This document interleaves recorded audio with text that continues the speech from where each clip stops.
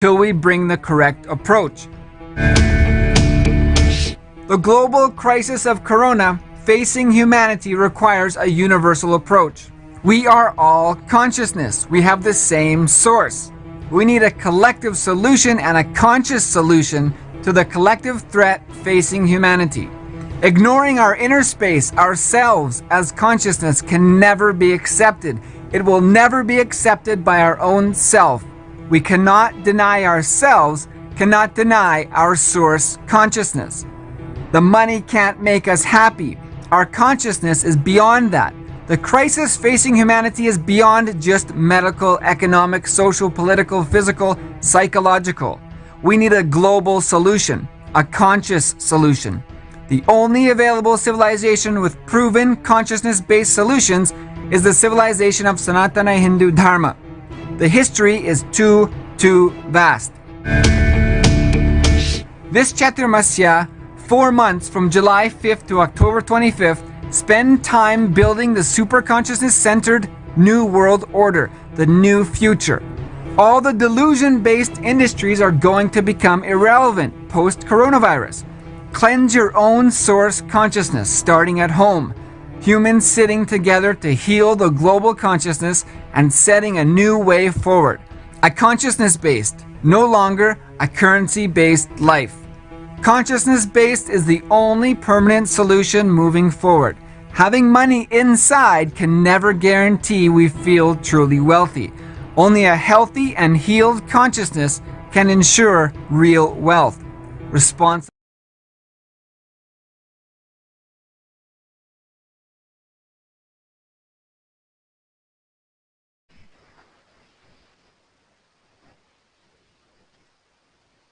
Nithyanandam Paramasukadam Kevalam Jnanamurtim Dvandvatitam Gagana Sadrisham Tattvamasya Dilaksham Ekam Nityam Vimalamachalam Sarvati Sakshibhutam Bhavatitam Trigunarahitam Sadgurum Tam Namami.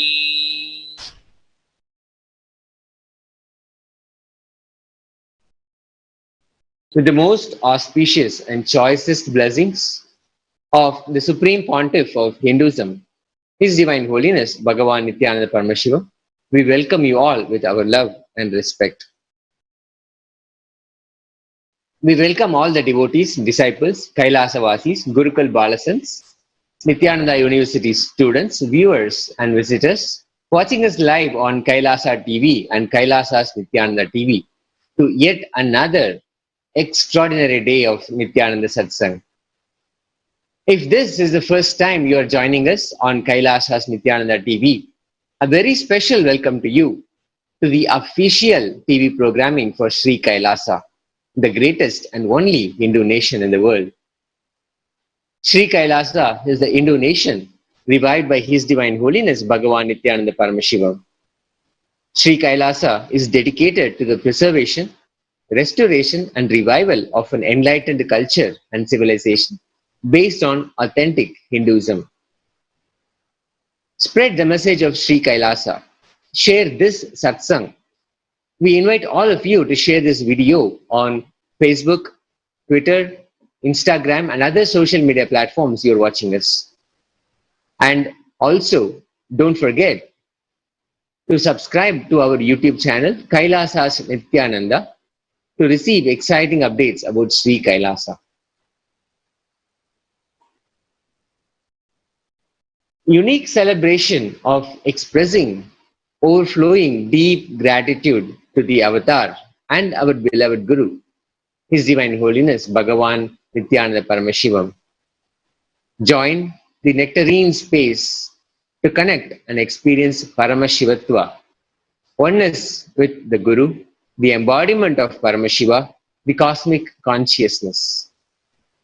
Celebrate the happening of our beloved Guru, His Divine Holiness Nithyananda Paramashivam, on the auspicious occasion of Guru Purnima on July 5th, 2020, and offer the Pada Puja to the lotus feet of Bhagavan himself.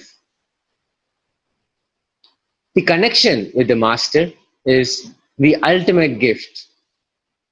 Here in this video, Swamiji, through his own experience, through his own enactment of the connection with the Master, gives us the right understanding, the powerful cognition about connection with the Master and how that is the ultimate gift that opens up all the possibilities in life. Here, let's watch, in the words of Swamiji, the ultimate gift of connection with the Master. Shivoham, Shivoham, Shivasvarupam. Sadashivasamarambam Shankaracharya Madhyamam Asmadacharya Paryandam Vande Guru Paramparam.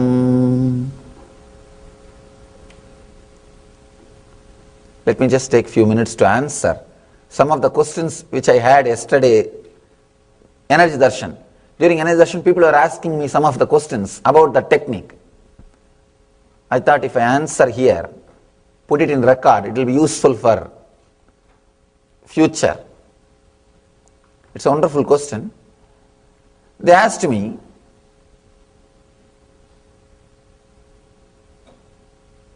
when I said that when you are in love with somebody, you experience the other person as God,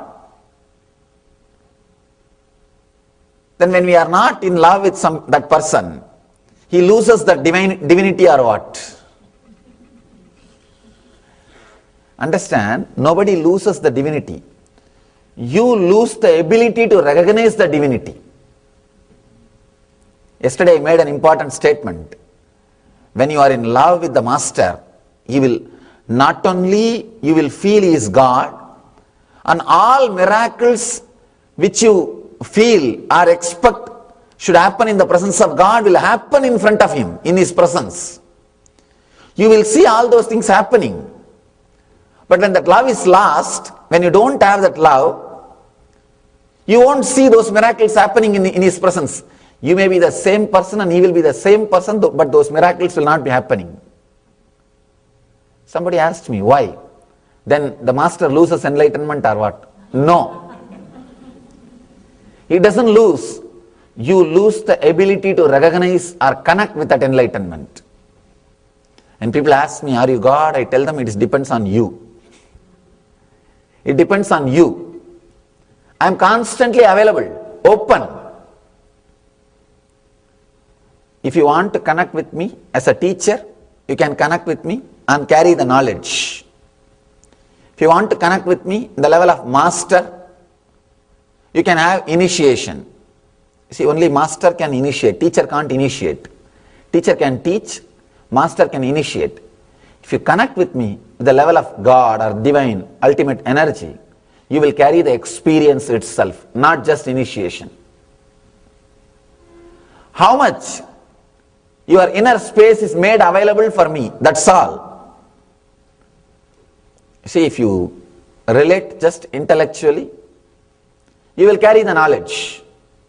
If you relate with a little bit of emotion, little bit of love, you will carry the initiation. Means whatever I can't express through words also will go into you. Like the whole software will be sent, transmitted. If you are able to connect with a being deeply, you don't need initiation. The very experience will be transmitted.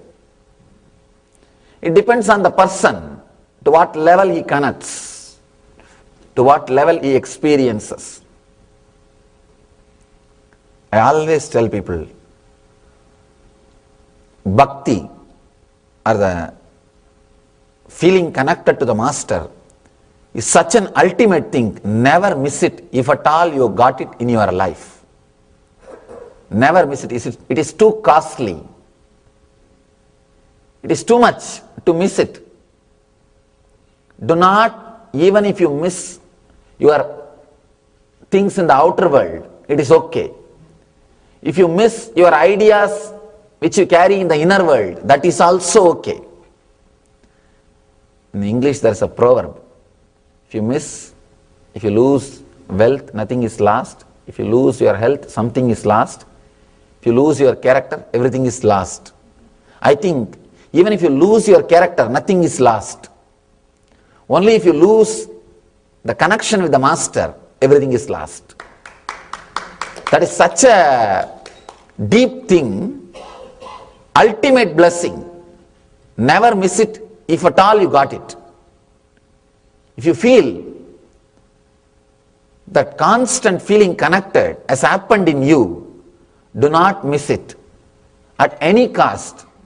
See, throw away any idea which comes in between you and him. Anything can be lost, but not this feeling connection. People come and tell me. Sometimes, even your ideas about morality can create gap. I have seen many people feeling the gap just because of this gold jewelry. Because traditionally, a sannyasi, a swami is not, usually they don't wear this. In those days, because when they wander, it is difficult to maintain. Naturally, you see, it's an unnecessary harassment. And people think, why is he wearing such big gold jewelry?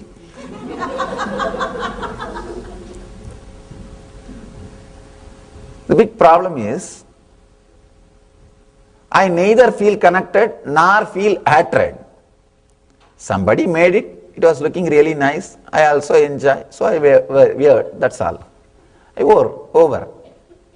When the work is over, when I get down, first thing will be, I'll remove it and put it aside.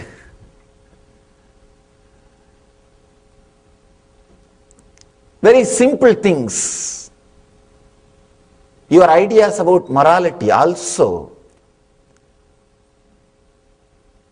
may stand sometime in between. Anything can be lost, but not the connection with the master. Because if that one thing is kept alive, so many things can happen in you. So many things can happen. The possibility is available. The doors are open.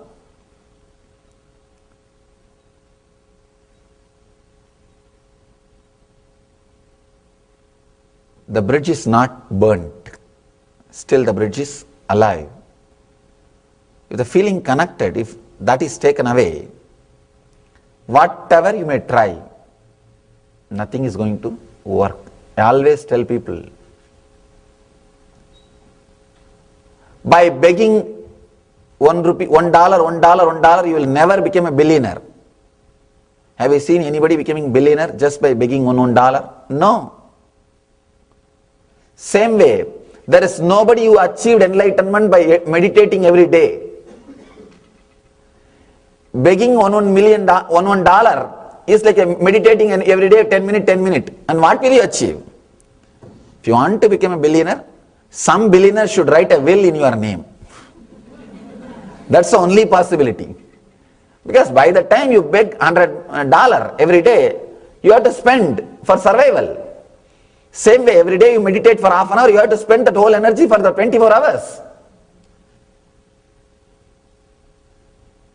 You can never become a billionaire by begging $1. You can never become enlightened just meditating 10 minutes, 20 minutes every day.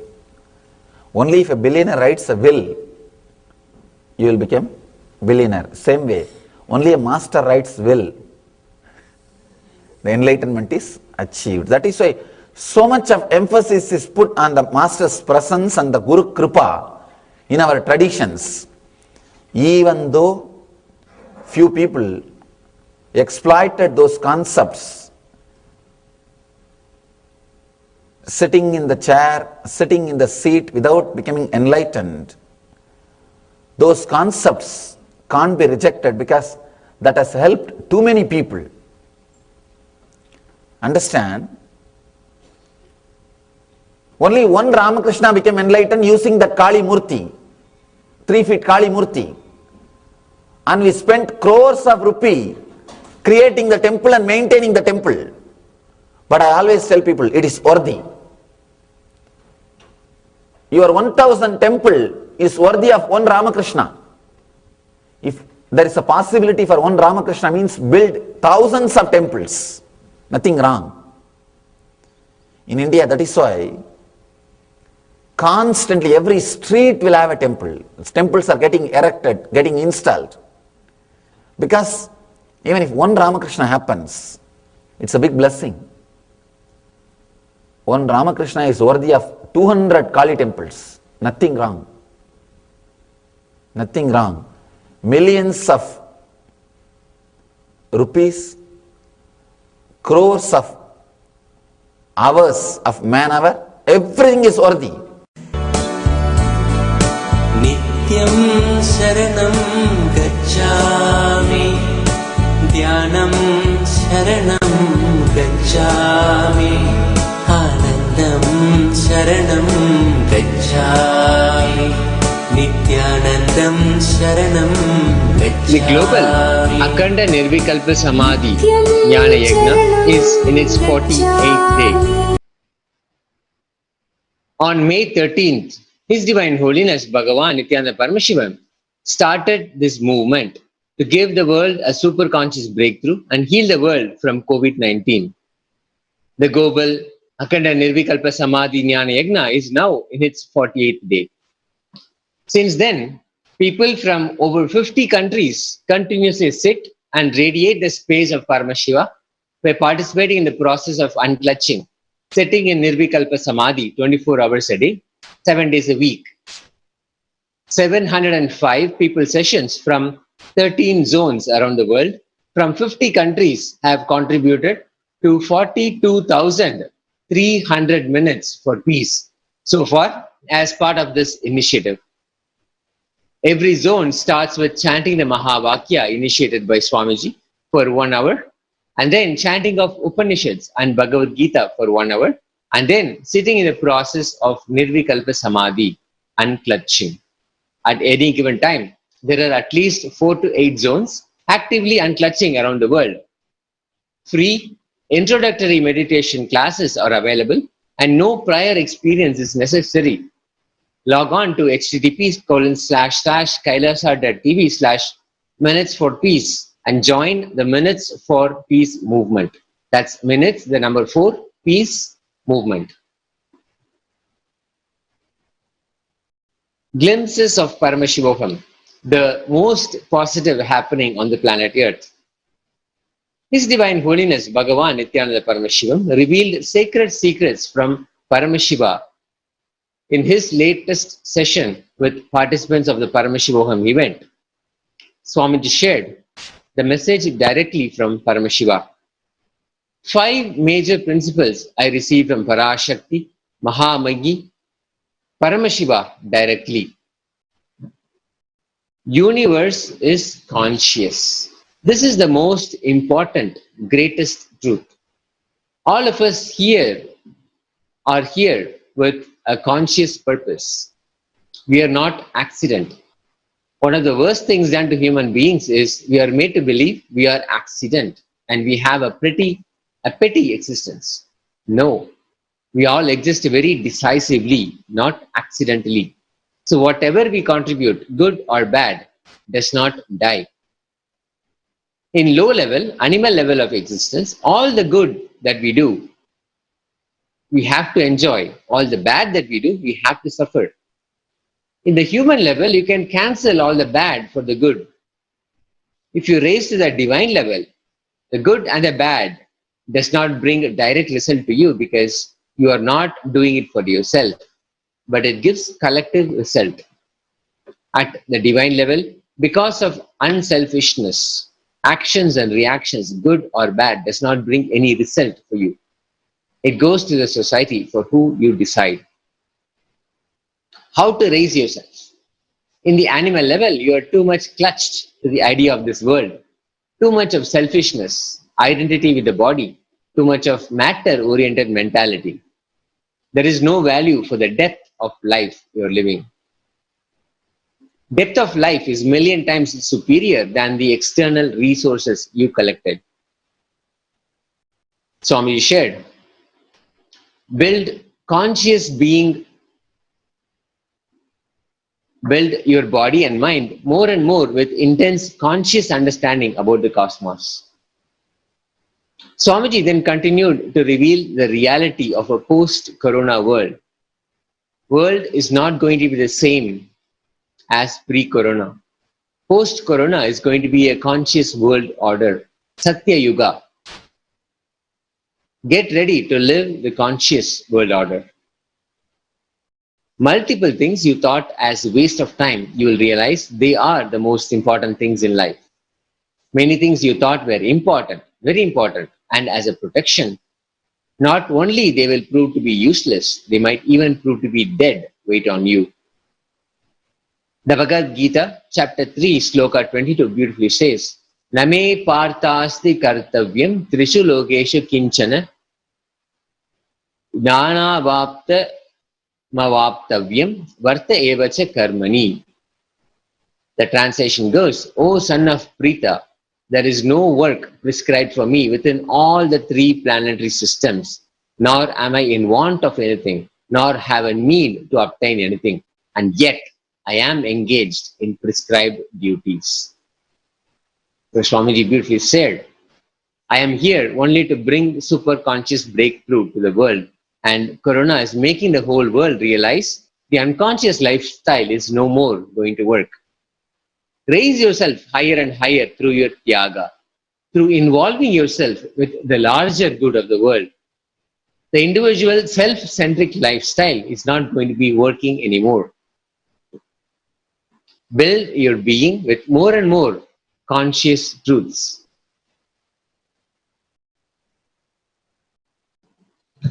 His Divine Holiness Bhagavan Nithyananda Paramashivam shared this URL, tinyurl.com/COVID-scientist. It says that there is some process happening which is responsible for this corona spreading. That process and that catalyst agent for that process is a conscious energy. If there is something causing friction and damage to life and livelihood in such large scale all over the world, it has to be attended to not just socially, not just medically, but spiritually and consciously. Because the world is not just a totality of political, social, scientific, logical, rational, economical things. There is something called consciousness which plays a major role in the universe. And as I told you all before, it is Kailasa's responsibility to find conscious solution to all problems humanity is facing. That is why I am continuously available to give you the conscious solution to solve this whole issue consciously. Swamiji goes on to share, we need to be approaching the impact of Corona on life and livelihood consciously, how it is impacting life and livelihood, both. More and more you keep your inner strength without getting affected by the external, more stronger, clear solution you will manifest in your personal life or for others for real problems.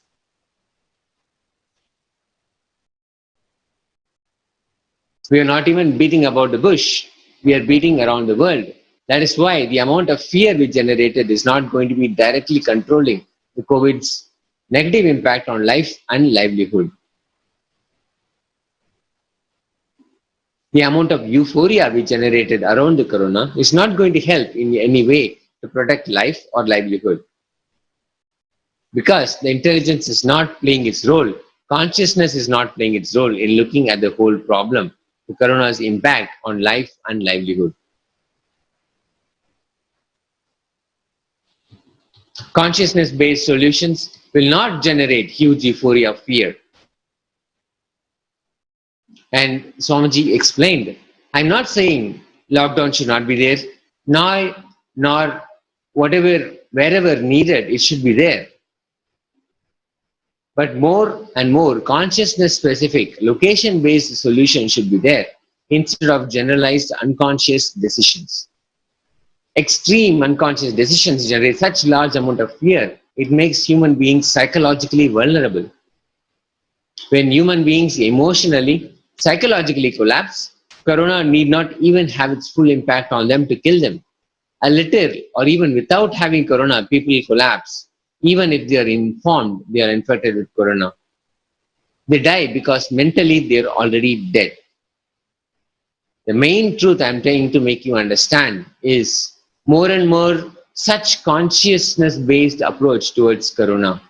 Negative impact on life and livelihood is needed. Do not allow extreme fears and greed as a decision-making mechanism or as a lubrication for decision-making mechanisms. The most important truth, the most important thing Swamiji shared, universe is consciousness. In such large scale friction happening in the planet on human beings, we need to fix something really in the consciousness of the universe. Just medically, socially, economically, rationally alone, corona cannot be handled.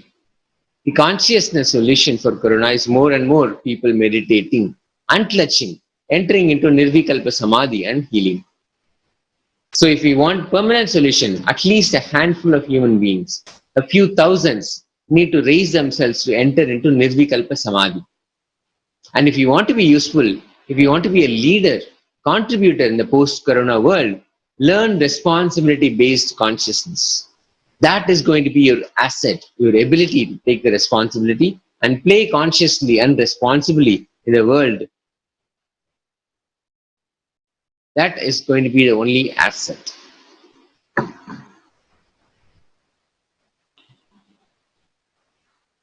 Today, day 9 of Paramashivoham, the theme is personal, intimate connection to the Guru. Let us watch this video where Swamiji shares this understanding awakens the feeling connection. Innocent surrender, not ignorant surrender. Just how understanding this and coming up with the right surrender can awaken the feeling connection, the personal, intimate connection to Guru. Let's watch.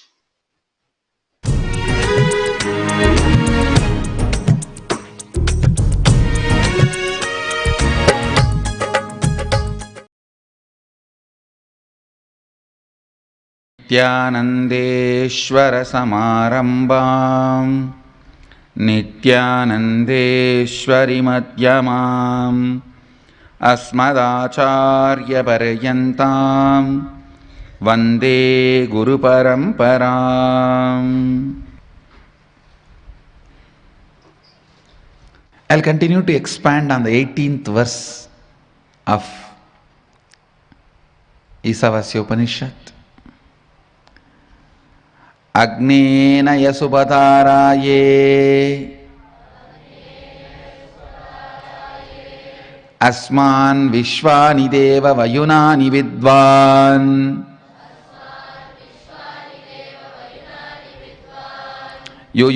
yuyot yasya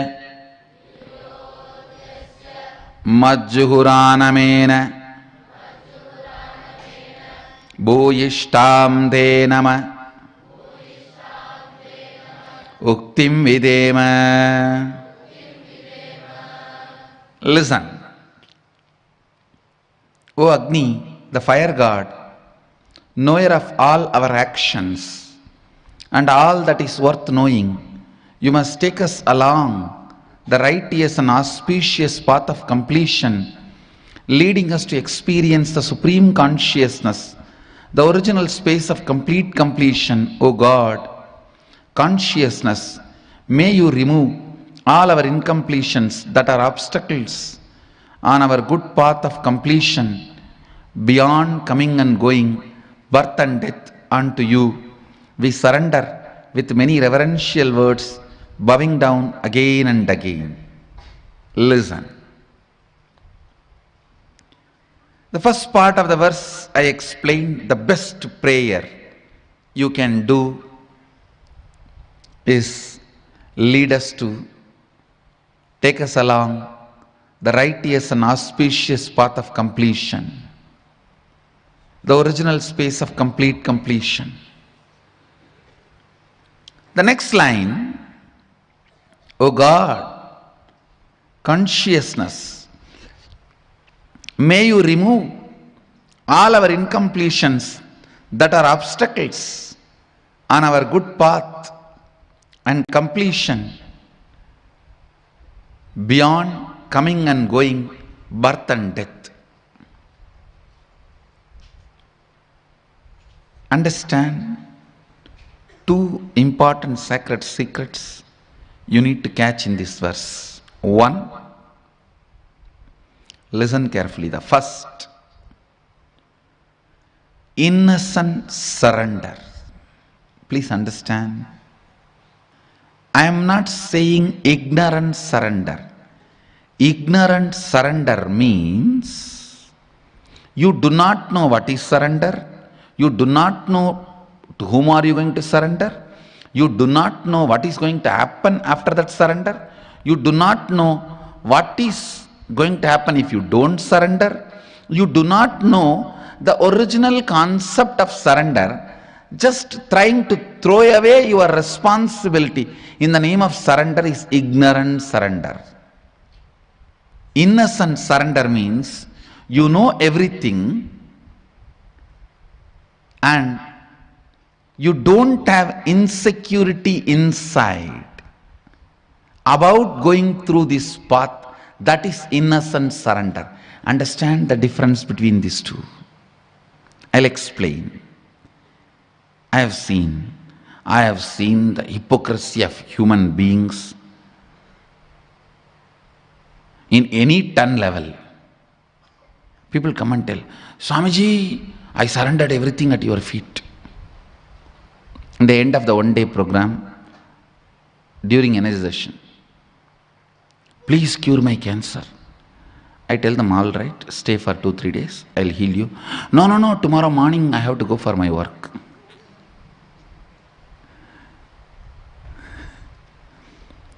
See the stupidity.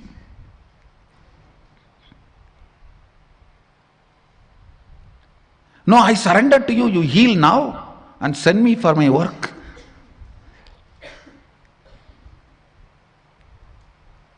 Extreme hypocrisy. Here, the person doesn't know what is surrender, doesn't care about what is surrender. He is using the word for some bargain.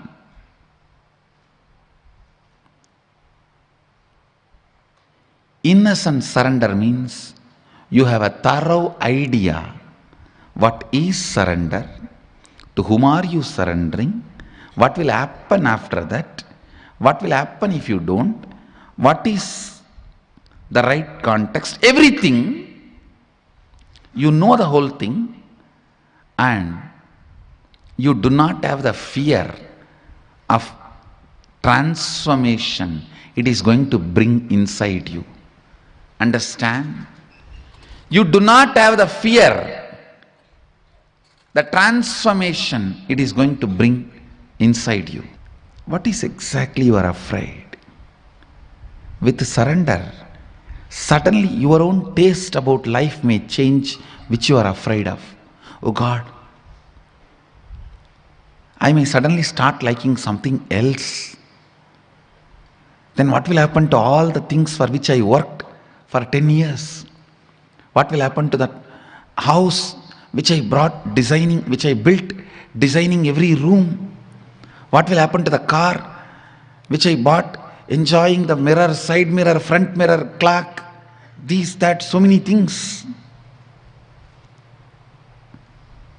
What will happen to all that? Suddenly my desires may change, my fears may change, my thinking may change. Understand, when you mature, your desires do mature.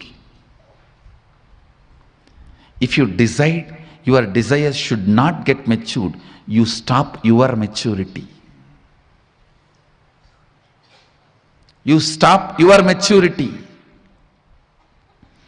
Maturity of the desires and fears is what I call renunciation. Renunciation is not denunciation. Understand? In Hindu tradition, Vairagya is not Aragya. Viraga is not Araga. Renunciation is not denunciation. Maturity getting added to your desires and fears. Understand? You might have heard thousands of conspiracy theories. I give you the worst conspiracy done against the humanity is creating a fear in people about the possibility of their desires getting matured. Understand? There is a worm sitting inside that small shell. And if you frighten that worm, hey, if you become butterfly, how will you eat? Here at least your food is guaranteed. Inside the shell itself you have a food and nobody can attack you. If you become butterfly, how will you save yourself? What will you eat?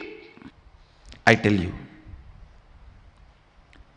trying to suppress human beings without letting them taste off the grid life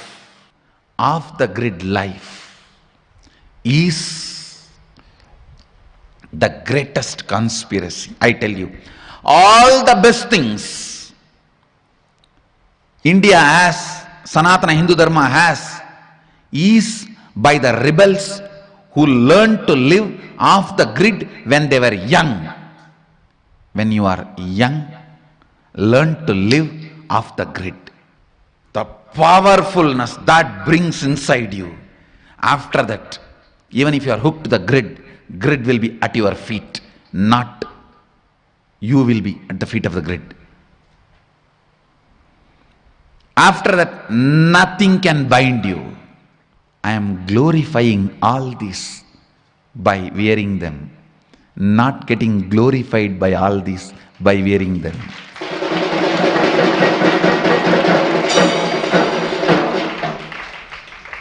I am decorating the throne, not decorated by the throne.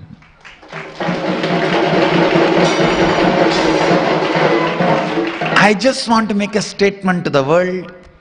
All these traditions of Hinduism need to be revived, relived, enjoyed, cherished, spread, enriched.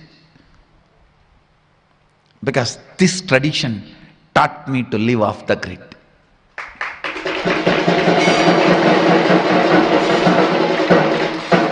And no society is more compassionate in the world than the Bharat Indian society, which loves, respects, reveres the people who decide to live off the grid.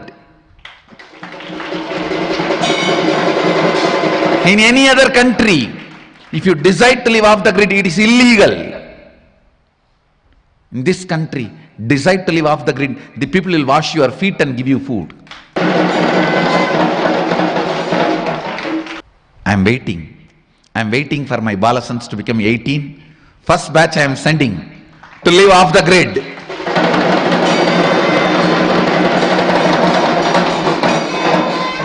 That is going to be the grand finale for my Balasans.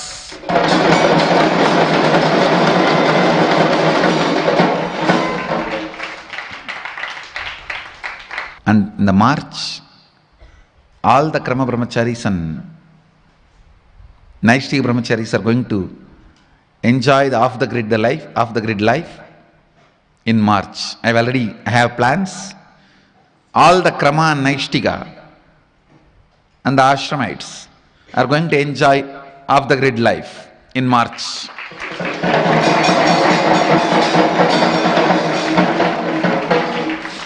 Now I tell you, fear of your desires getting matured will stop you getting matured. Any society frightens its people about maturity will kill itself. Let more and more maturity be added. Let your desires get matured. Your fears get matured. If you are afraid of death and suddenly you are afraid of the karmas which may hit you after death, don't think you are in the same state. You have become matured. You are no more afraid of death. Only the karmas which may not come after death. Then your whole life you will not be planning for more and more locks and bigger walls. You will be planning about completion. If you are afraid of death, you will be planning for a greater and greater wall and lock. If you are afraid of the karma, you will be planning for more and more completion. So even your fears getting matured is a growth. With surrender, the first thing you will experience is your desires and fears will get matured. And they will completely disappear. That is different. That is the ultimate experience. But the moment you start practicing surrender, your desires and fears will start getting matured. Your anxiety, your fear, whatever emotions with which you are struggling, your incompletions, all these will start getting matured. You may not have incompletion with the people who are living with you or with the day-to-day life. You may have incompletion with incompletion itself, that why I am not able to complete you. That can never be equated to the incompletion you are having with the next person because she did not smile at you or he did not smile at you, they did not respond to you, they poured water on you. Your incompletion about they poured water on you is totally different than your incompletion that why still you are not able to complete. I can say here, even your incompletion and anxiety has become more matured. See, ultimately this incompletion will disappear. That is experience. But even maturity shows the growth. The moment you start practicing surrender, the first thing will happen to you is maturity in your desires, in your anxiety, in your fears, in your greed, in your everything.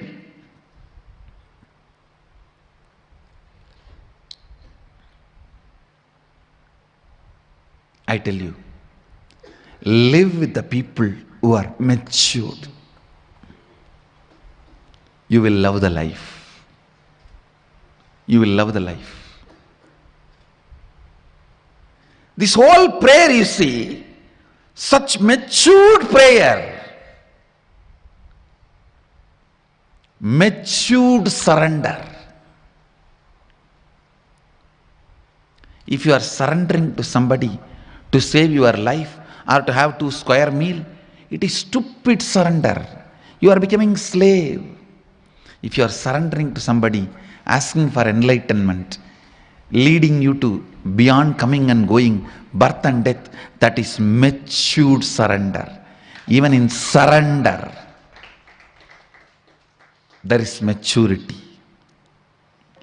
The context, understand? That is why I always insist. Some people use me only as an orphanage head.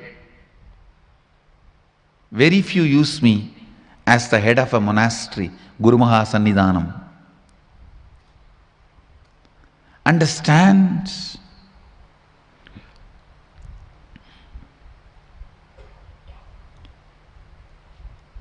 Your surrender, your fear, your anxiety,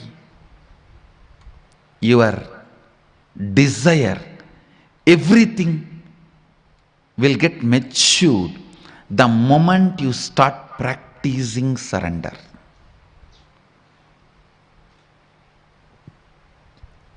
surrender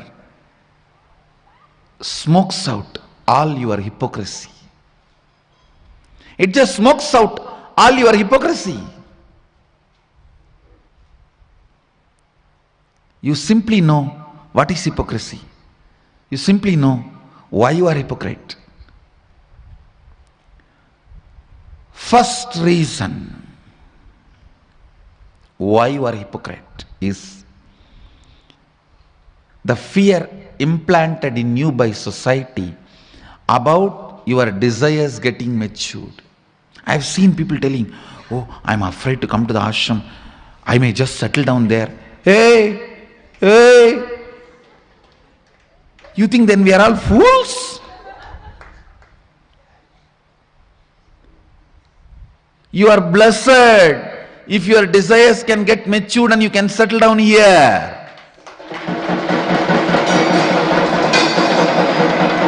It's only the people whose desires were matured can settle down here. Otherwise, I have enough bhuta preta ganas to pour water on you.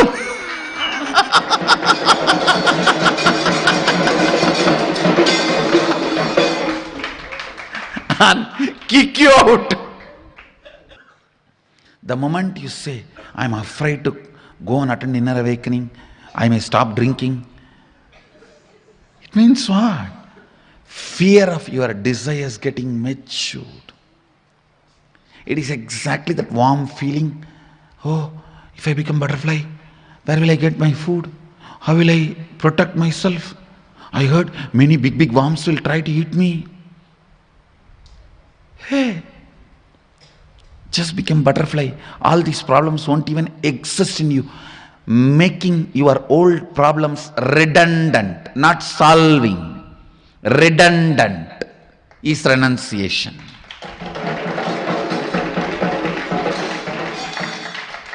They just become redundant to your life.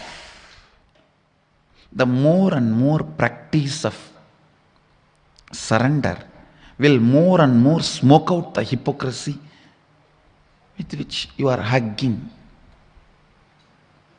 Cuddling with hypocrisy is not cute. Understand? Hypocrisy is not cuddly bear. It is cuddy bear. Not cuddly bear. Cuddy bear means the bear going to bite you.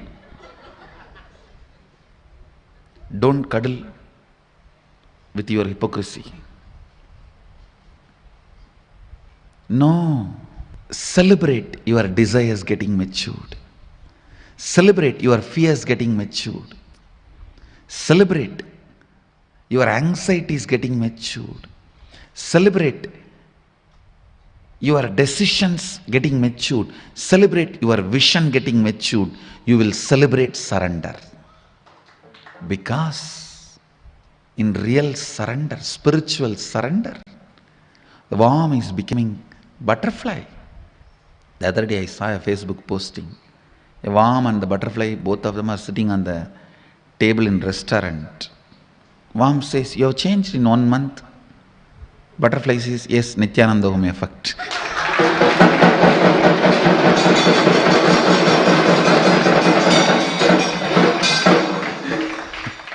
Yes, Nithyananda effect. And that photo was really a lot of meaning.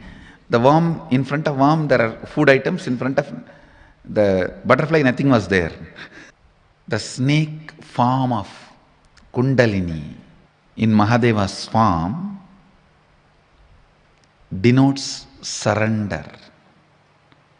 Understand?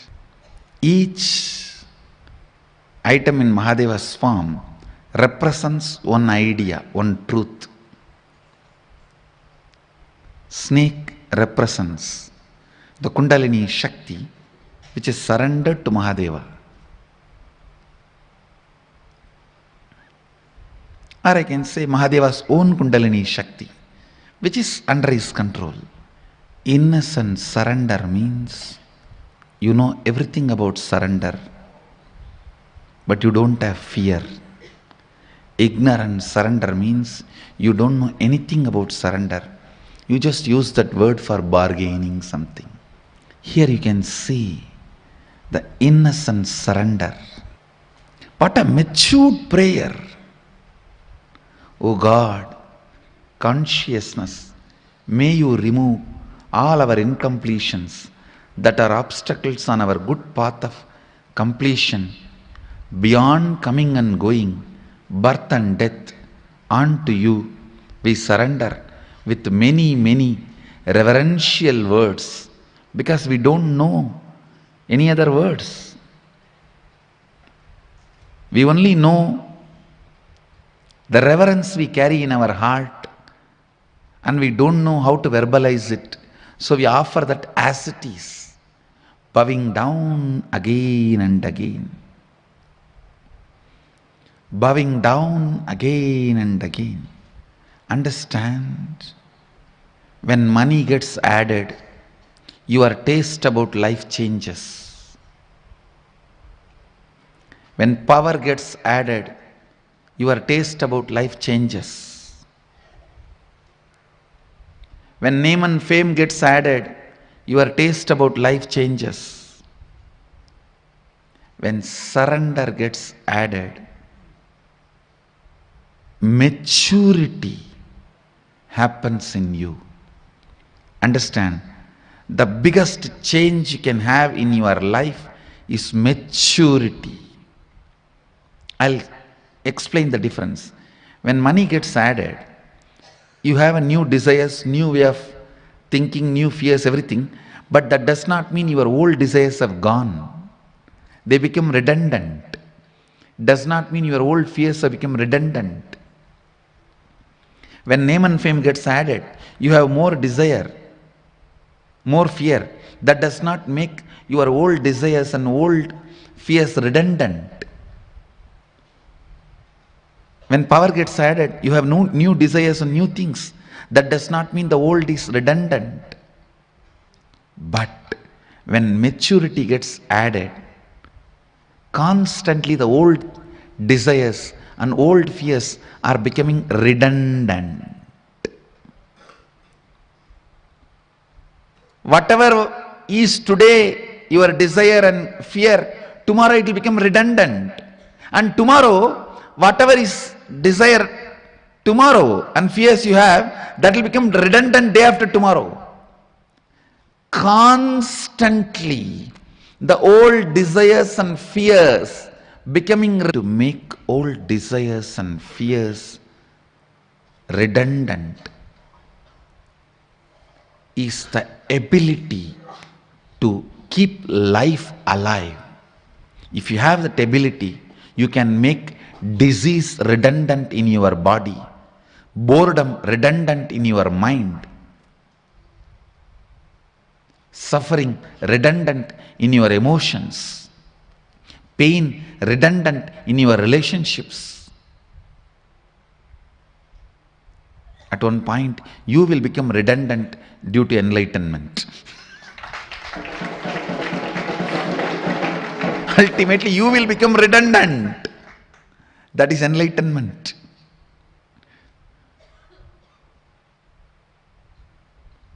Making things redundant in your life.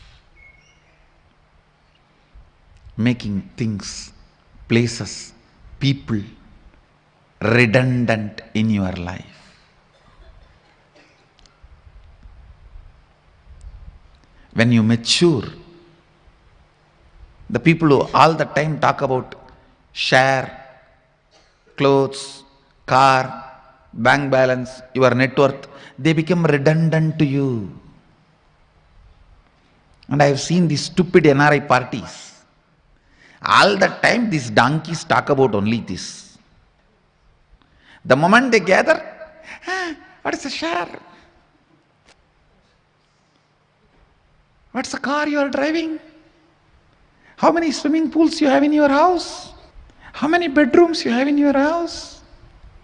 Do you have a tennis court? Make all these people redundant in your life. And when these women gather, oh God, NRI women, sari, jewelry, kitty party, make all these people redundant in your life.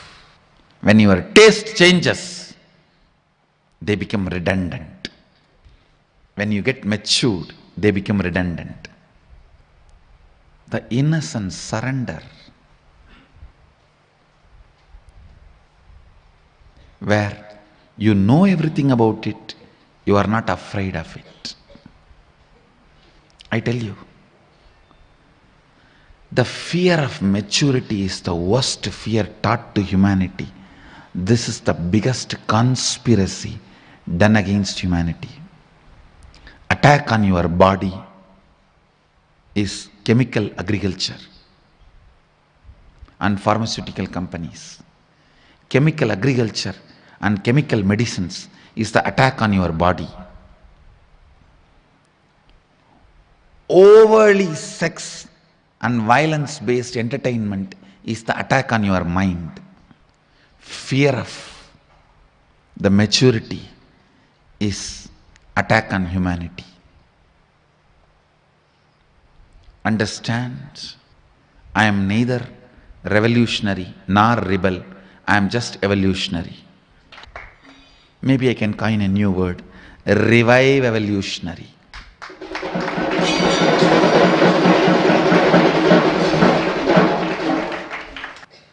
Even in the prayer, what a maturity. This one verse, I feel there is so much to tell about this verse. That's why I'm not moving. Maybe the first day of the inner awakening, I'll start the Kenopanishads. February 4th.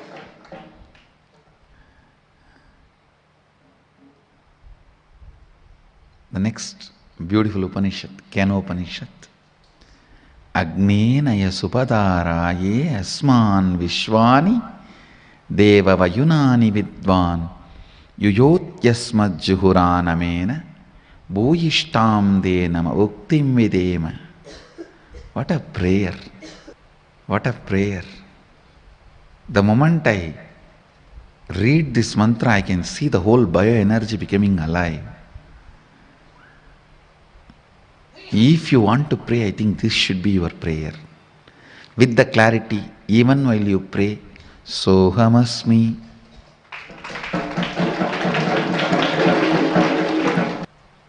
With this prayer, the Upanishad leads you from impersonal relationship to personal feeling connection. You can always just cheat yourself with just some good ideas, concepts, but never connecting to the source. This verse does not allow you to do. This verse really awakens that feeling connection.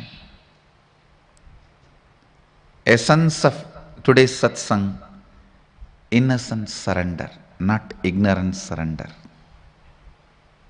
With this, I bless you all. Let you all radiate with integrity, authenticity, responsibility, enriching, causing, living Shuddhadvaita Saivam, the eternal bliss, Nithyananda. Thank you. Be blissful.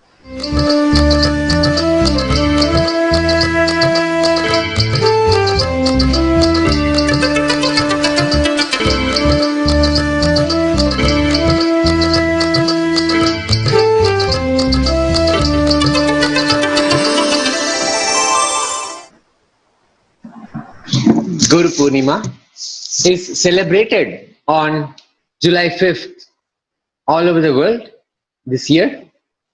Let us now look at how temples and Sarvagna Peethas worldwide are preparing to celebrate the presence of Guru in our lives. Understanding Guru Tattva and having personal, intimate connection with Guru is the essence of life. Here we have with us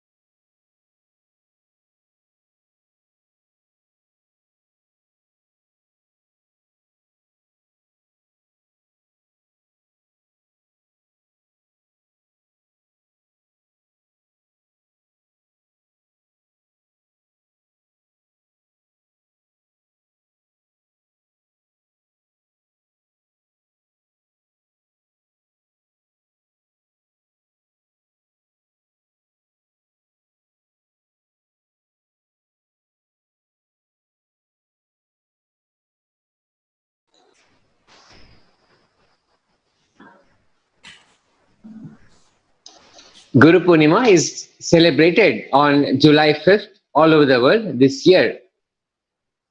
Understanding the Guru Tattva and having personal, intimate connection with Guru is the essence of life.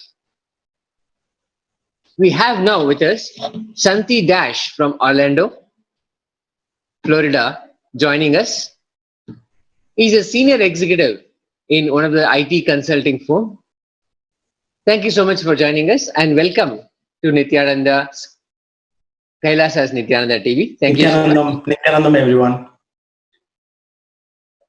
Please go ahead and introduce yourself and your journey, how long you have known Swamiji and how you came to know of Swamiji and what has happened so far. Yes, before I do that, am I audible? Yes, perfect. Thank you so much. Okay, very good. I know Swamiji for about 3.5 years now. In 2016, during that time, I watched a interview of Swamiji with Rajiv Malhotra, and that interview was quite profound, and that really got me into Swamiji. And then I decided to do the inner awakening. So after that, in 2017 April, I went to Bidadi and I attended the inner awakening session, and that's when everything started for me. So that's a short story.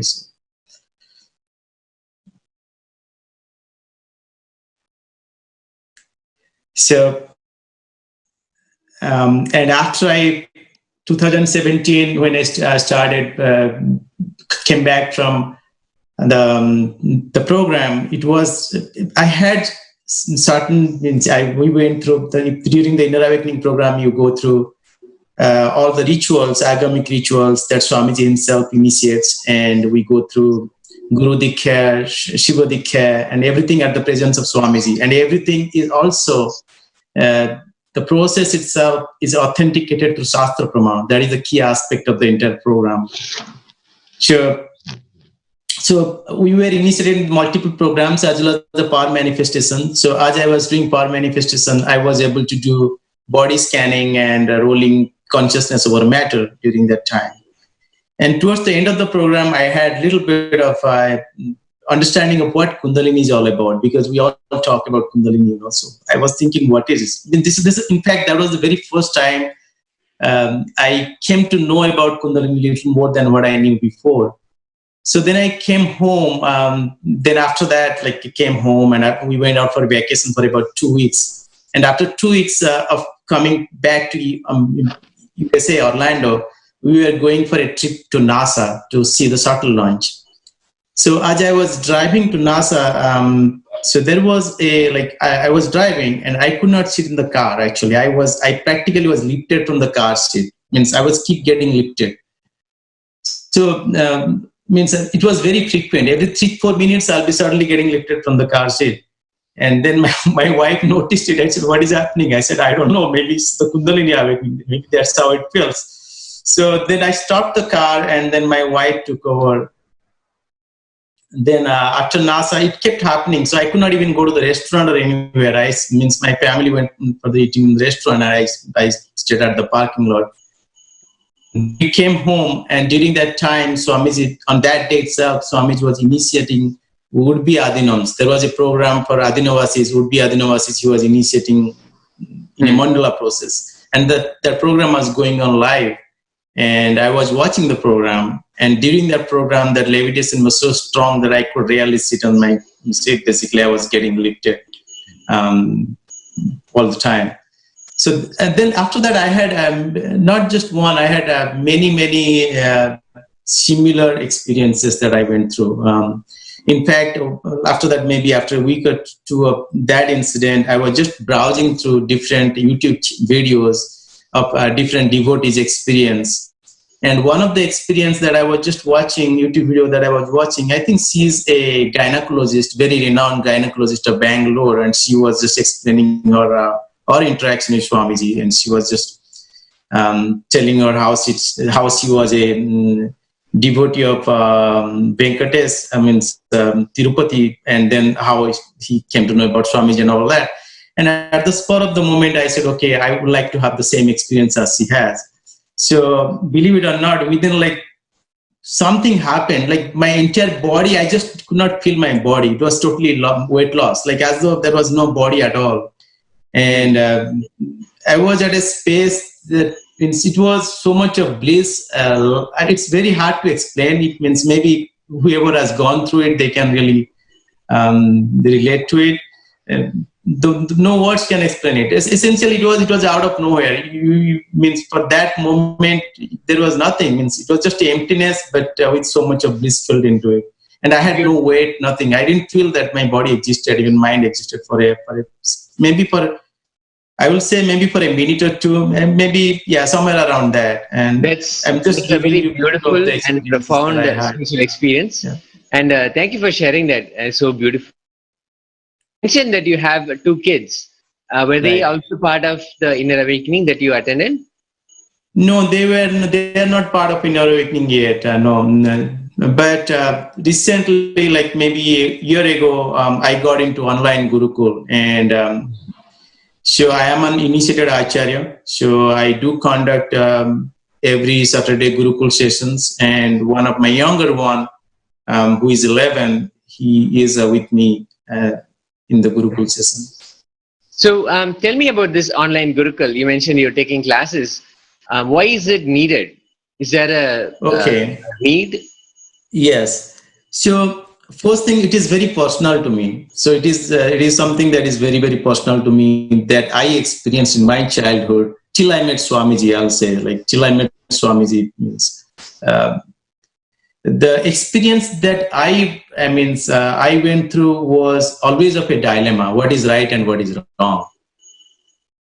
And it was not something that was it was always bothering me. Means every decision, every action that I used to take, it was full of conflict. It doesn't mean that my conflicts have gone away or anything. That's not what I'm trying to highlight.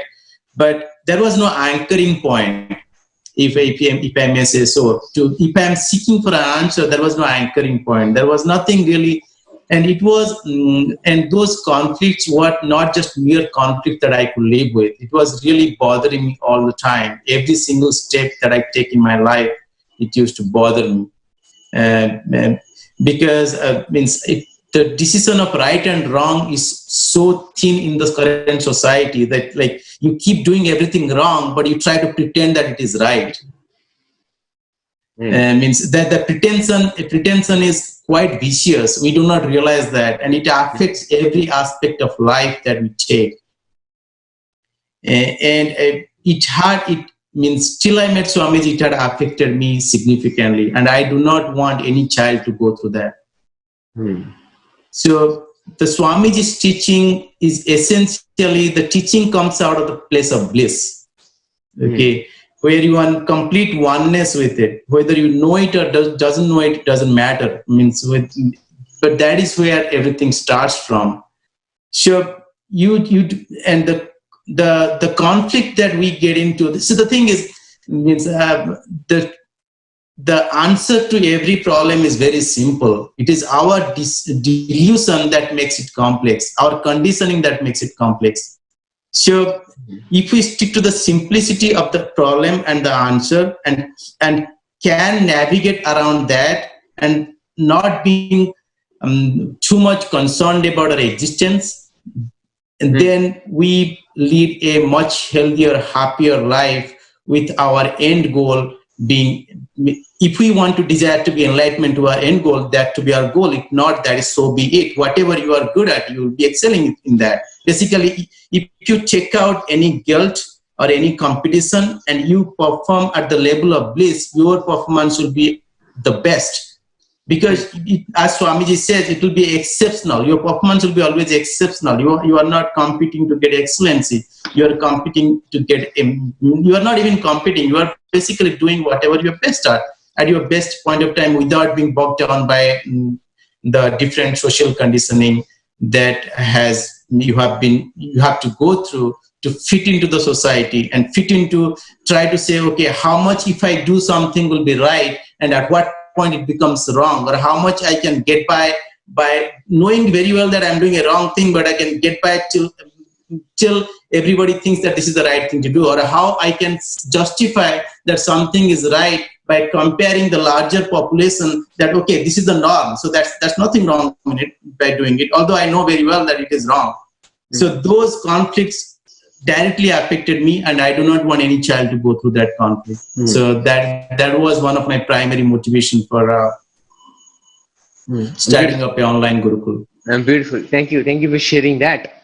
And specifically, would you be able to share with us what you have seen as a difference in your children, in your kids, after they have come to Gurukul? Yes.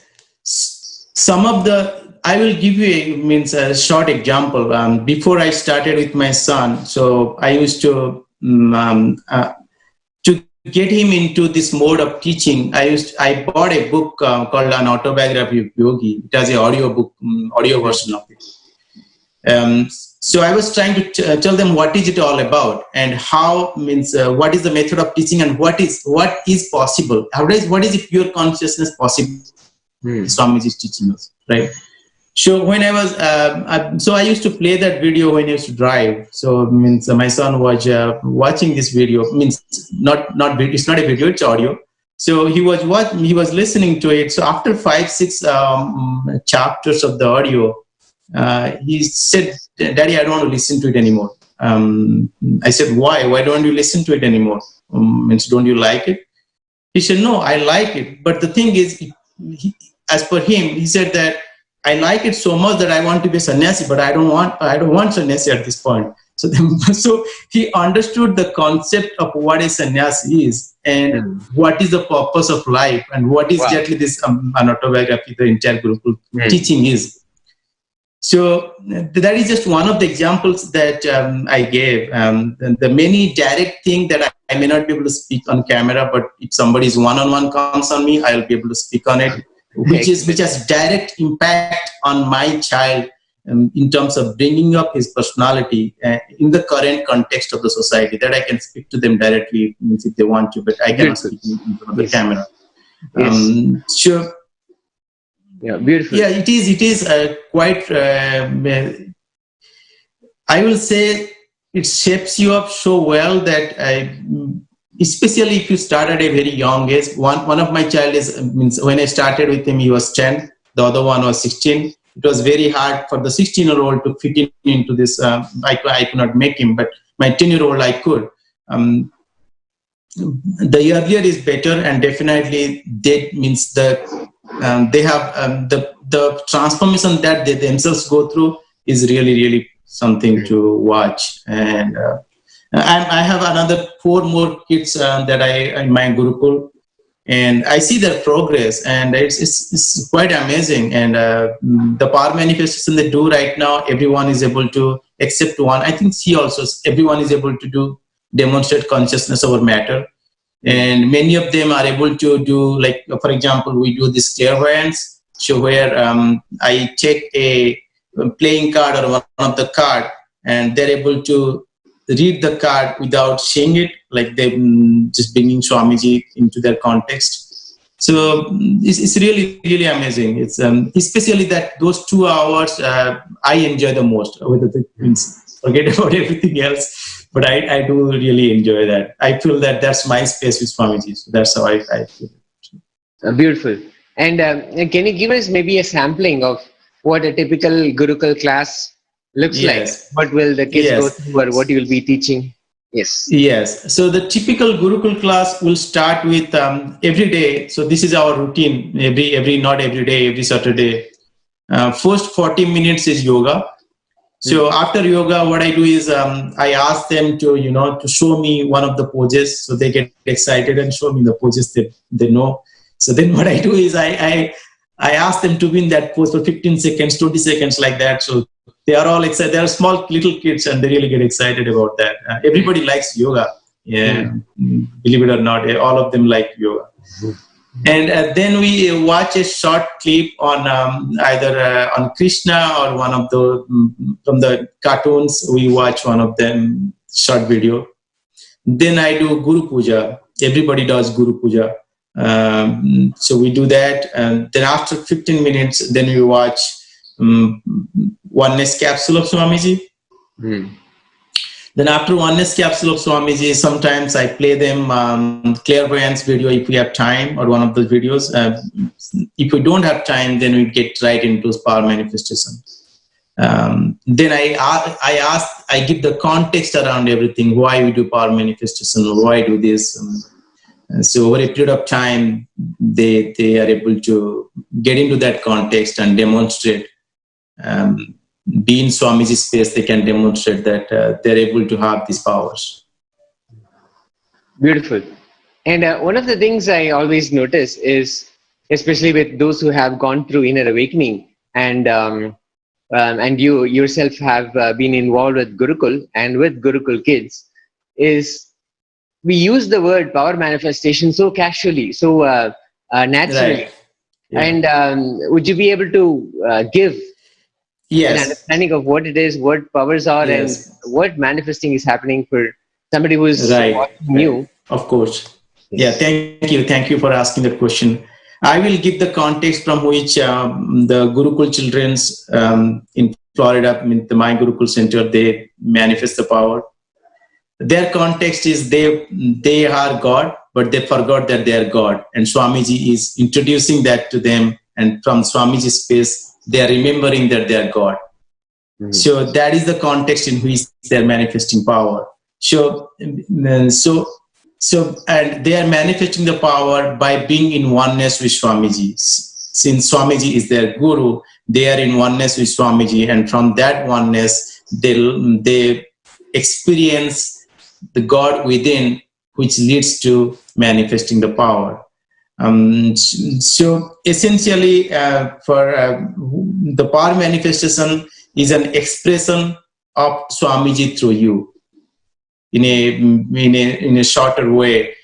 So when we say expression of Swamiji through you, what it means is Swamiji is the space of pure consciousness. So when you yourself are for a moment dissolve yourself and bring Swamiji into your life, what you're bringing is you're bringing that pure consciousness into your life. So pure consciousness is pure energy which has no form, no boundary. So whatever you desire at that point of time, whatever will that comes to your mind, that gets manifested through Swamiji's blessing. That is what we do here. And by being in that space over and over, our existential anxiety drops to the point that it has no meaning to our life. That is what we try to be when we grow up. And not every moment of our life, we try to be at a space there is no existential anxiety. So we operate from a space with zero existential anxiety. That means whatever we contribute at that point comes out of pure bliss, and it has no side effect. It can only be positive. Do your kids enjoy it, the power manifestation? They all enjoy. Now they're into clairvoyance. So now my son is trying to roll all kinds of things. He's trying to roll water bottle. He's trying to roll other stuff. But they enjoy the other one also, like clairvoyance, where they can see the card. And my son has been able to, as well as the other kids have been able to. And they have a lot of fun within themselves when they do it. And online Gurukul, there are many classes that are available online, and many options. What is it that you feel is unique about the offering or the classes that you conduct? The unique is Swamiji. That's the uniqueness. That is the only thing that differentiates online Gurukul and everything else. It is Swamiji and his presence. His presence makes it so that when I start the Gurukul session, the only thing that I request myself is not to be in the space. So take me away as Swamiji comes through. That is what I start my prayer with, and I have never been disappointed. So it goes through, it just flows through. So means excellent. And that is the only actually, it means if you just to give a little bit of background, if we have time, Swamiji, this is the only Gurukul where the authentic experiential method of teaching is done This is the only Gurukul across the globe, means in the planet Earth, maybe done maybe after 500 years of the gap. So I won't be, neither I'm exaggerating nor I'm wrong. After 500 years of gap in such a scale that is done is only by Swamiji's. And it is really profound. I'll encourage everyone to take the step, understand it. And there are a lot of materials. We think that when I engage with people, they say that our elders did not tell us anything. That is not true. There are tons of materials. If you're looking for materials, there are tons of them. You just need to start seeking. They are out there. Just go get it and read it. There are phenomenal, like for example, there is a book by Dharampal. There are 5 books. If you can start with Beautiful Tree, there are, means not just Dharampal's book. There are many books out there which are really authentic, and you can just go through the audiobook of an autobiography of Yogi. You will understand the profoundness of this science. This is not this is science, and every sampradaya has expressed this science and validated this science over and over and over again. So this is really beautiful what Swamiji has offered. And one thing that Swamiji has always stressed on is the ambience, the enlightenment-based ecosystem that is very critical. And with what we have and what's going on around the world right now, how has that come through for you? Especially, I heard many places in the US, the school has been shut down for the rest of the year. So how is it that we can actually keep that environment going, and how we can preserve it? Because this could be a blessing that there is no school, and now Gurukul can play a vital role and fill that gap, and more than that. So how is it that that's happening for you? Sure, that is a very good question. So right now, whoever approaches to me, I engage with them directly, and I explain them from the context that I got into Gurukul, my own personal experience, and then the context of the kids that they are living in. So as we more and more engage with people, and people understand the dynamics of the social dynamics, many times what happens is when we are once in it, we tend to don't see the problem. To see the problem, that's why inner awakening is so important, or any of the Swamiji's program is so critical. Because once you're out of it, it's like it gets a bird's eye view from a mountain. That's what it gives you. And Swamiji's program is essentially gives you climb it and then watch everything down, and to see, you can get a bird's eye view of the entire thing. So I will request, especially to take this Gurukul, especially the parents have to come forward and sign up for programs and try to understand more about the current dynamics that we live in. And what will help them is for them to sincerely think about their childhood and their upbringings without getting too bogged down by what changes it might lead them into. So that is what we do not really look at ourselves in a very objective way. For some reason or other, we block ourselves. Once we look at that, everything else will fall in place. You yourself will run towards Gurukul. You don't even have to convince. The thing is, we do not, as parents, we do not reflect enough on ourselves. That is what, and in the coming days, we have a lot of time, as well as a lot of changes are happening, which will let us reflect within, and which will lead us to seeking answer, and that will help expanding the Gurukul. And whoever are sincerely looking for answers, for them, means getting Gurukul into them is extremely easy, actually. They will get drawn into right away. Perfect. Thank you so much. Thank you so much for joining us and sharing your extraordinary path, extraordinary travel with Swamiji. And this has been phenomenal. Swamiji has been reviving the ancient sciences, and the Gurukul which was the backbone of the enlightenment-based ecosystem, which has since been destroyed, is now being revived by His Divine Holiness, Bhagavan Nithyananda Paramashivam. And what you shared is testament to exactly what a Gurukul can do. Authentic Gurukul revived and shared how it can transform lives. This is a clear, direct testament to that, and so happy to hear you share your experiences, and we wish you well, and hopefully you'll be able to stay safe also. Thank you so much. Thank you for joining us. Nithyanandam.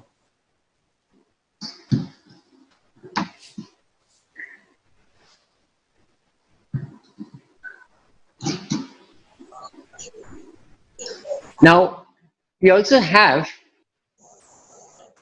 the Guru Gita Challenge as part of the Guru Purnima celebrations.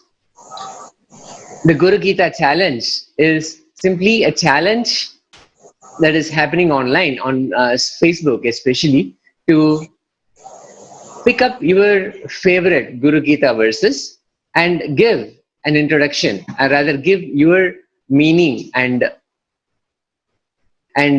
essentially the most favorite verses from the Guru Gita, reciting and giving your understanding and your meaning. Now, this has been a grand success on Facebook. So many people have already shared their favorite verses and their understanding. The understanding of Guru Tattva and having personal, intimate connection with the Guru is the essence of life. The Guru is given a higher place than God in Sanatana Hindu Dharma. This is what you need to do to join the Guru Gita Challenge. You can go to this website, tinyurl.com/Guru Gita Challenge.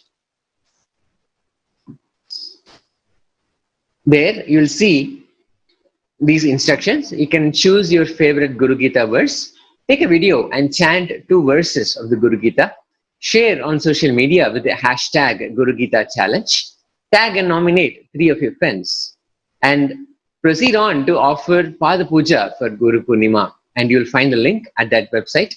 When you go there, the ultimate offering that you can do for the Guru, the Guru Purnima is on July 5th this year, and offering Guru Pada Puja on that day, it will be the most auspicious time for us to offer and receive his blessings. The Guru Gita beautifully says, Vande Guru Pada Dvandvam Vang Manas Chitta Gocharam Sweta Rakta Prabha Binnam Shiva Shaktyatmakam Param. The translation goes, I worship the Guru's feet, which are within reach of words, thought and contemplation, and which have multiple shining glows, white and red, representing Shiva and Shakti. Celebrate the happening of our beloved Guru, His Divine Holiness Nithyananda Paramashivam, on the auspicious occasion of Guru Purnima on July 5th, 2020. And offer the Pada Puja to the lotus feet of Bhagavan himself.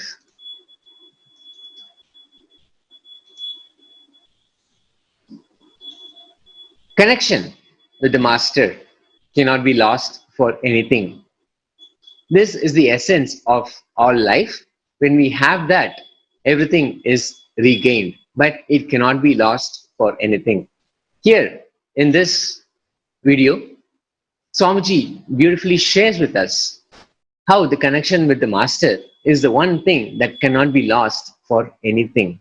Let's watch Swamiji's morning message, connection with the Master.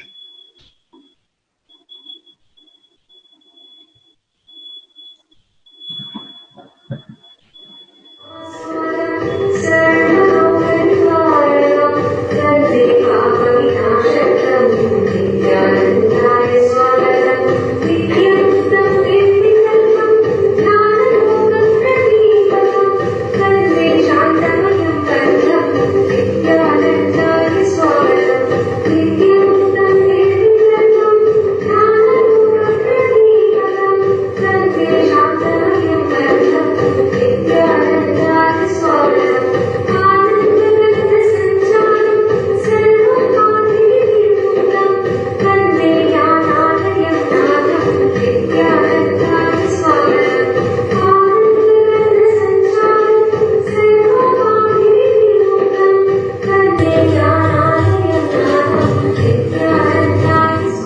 सदाशिवसमारम्भाम् शङ्कराचार्यमध्यमाम् अस्मदाचार्यपर्यन्ताम् वन्दे गुरुपरम्पराम्.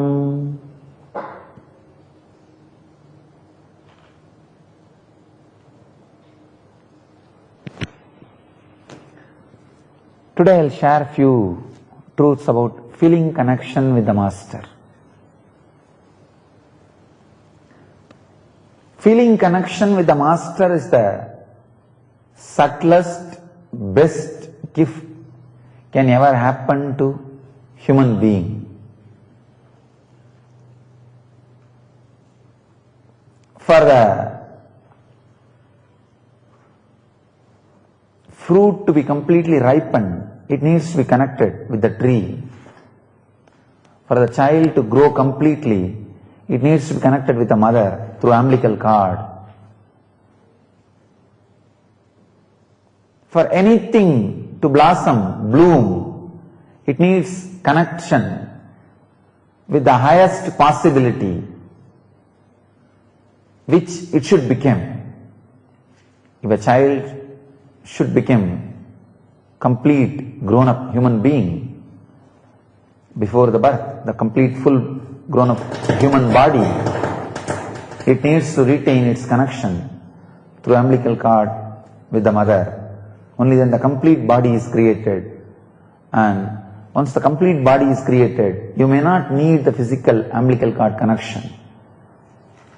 Once the fruit is completely ripened, once it carries a seed which can become one more tree, the physical connection with the mother tree may not be required.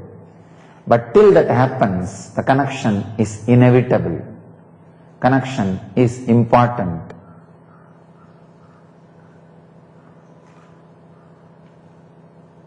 Vidarka, the feeling connection with the Master, one of the ultimate gift happens to human body who has grown at least to a certain level in that subtle understanding. Only they smell even the presence of the Master. Only they have the courage to enter into the great feeling connection, because feeling connection with Master will just make you as an enlightened being. Lot of things with which your ignorance survives, lot of things with which your mind thrives, lot of things on which your suffering is built will be taken away from you. The problem is ignorance is such, it will constantly try to retain itself and it will try to have a hold over you, constantly trying its best to move you out of the Master, feeling connection with the Master in all possible ways. The worst Maya, Mara, devil is losing the feeling connection with the Master. What Buddhism calls as Mara, what Christianity calls as devil, what Hinduism calls as Maya, all this is nothing but losing connection with the Master. So devils do its job by making you constantly lose the connection with the living Master. Ramakrishna says very beautifully, whenever somebody abuses your Master in front of you, Ramakrishna, such a great incarnation, who always radiated compassion, even when people tortured him physically, he was radiating compassion. He was showering love and compassion. Such a highly evolved Tyagi, even when he was asked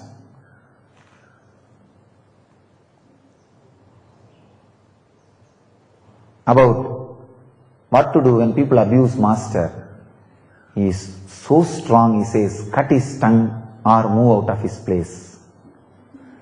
I tell you, no need to go for cutting the tongue of the people who abuse the Master, but move out of that place. Do not allow the devil to work on you. Do not allow the Mara to work on you. Do not be carried away by the illusion which really appears as solid, almost reality, but almost not reality.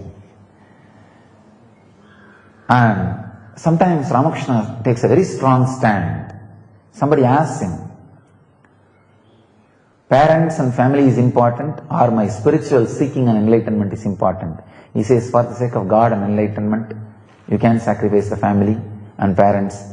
If the parents come on the way for your enlightenment, if family comes on the way to your enlightenment, dump it.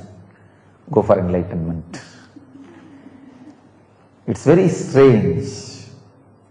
Person like Ramakrishna taking this kind of strong stance, but there are few places masters take a strong, uncompromising stand. I tell you, losing the feeling connection with master is too strong. Lose, too big miss. Let it not happen to you in your life. Even the people who cherish enmity and abuse master, I tell you very clearly, even many parts of their own organ, many molecules in their own system will not accept it, will not accept what they are doing, will not tolerate what they are doing. They will all be resisting. They will all carry the sacred, great, amazing, joyful, intense memory of the time and experience they had around master. The sweetness still remains fresh, alive inside. But these guys, maybe out of ignorance or arrogance or some other vested interests, go on suppressing those beautiful great memories. Just to suppress those great beautiful memories, suppress the voice of that organs, suppress the voice of that molecules, they raise their voice louder and louder in abusing master. Just they want to avoid that part, suppress it, put it in unconscious. But unfortunately, no voice is unheard or suppressed by your own consciousness. The suppressed voice and the suppressed truths, the suppressed experiences naturally does not die down. So that molecules which are suppressed, that organs whose voices are not heard, naturally protest, start non-cooperation movement. That's what I call physical and mental diseases. Still, after so much being done to me, after so many people cherishing so much of enmity and vomiting so much of venom and poison on me, still I don't feel anger, or I don't feel enmity, I don't feel venom. Just one reason, all my molecules and organs still carry such beautiful love, the respect, gratitude for all those people who are abusing, cherishing enmity now, but all the great service, all the beautiful things they have done to me, and all the beautiful time I spent with them or they spent around me. Please understand, joy, even when you share with others, creates more joy in you. I have shared a lot of joy and bliss with all of them. So it created only more joy and bliss in me, even though they are not directly responsible for my bliss. Just by sharing with them, I have experienced deeper and deeper joy and bliss. So that molecules, that organs is not interested in taking revenge, abusing, disturbing or cherishing enmity, vomiting poison. That's the reason I am constantly in the highest integrity, highest honesty, which is beyond all social hypocrisy, which is direct utility for me and for my life. I tell you two things. If you have not lost the feeling connection with the master, don't allow the people who abuse master around you. Do not entertain them in any way. Retain your feeling connection with master which is ultimate gift. I tell you, connecting with the things which you are not unconsciously, which are lower than you, is ego. Connecting with the things which you are not consciously, which are higher than you, is devotion, feeling connection, the trust, the ability to do prana pratishta. So this ability to do prana pratishta is antidote for egoism. So understand, if you are not lost the feeling connection with Master, don't lose. It's a precious gift, too precious gift, almost like a lamp, small lamp kept in your heart. Don't allow the cyclone of sensationalism to put it off. Keep it alive, very sacred, very precious. And for some reason, vested interests are unconsciously, if you have lost feeling connection with Master, don't do that same thing to others. Don't go around and disturb others with arka. It's a worst sin. Not only that, the more you try to abuse the Master, more of your own organs and molecules will resist and take revenge on you. That is what I call incurring karma by themselves. I won't be cursing. I will not do anything wrong to them. But their own molecules, their own organs, their own system will be protesting them and enter into non-cooperation movement, and naturally will become physical and mental diseases.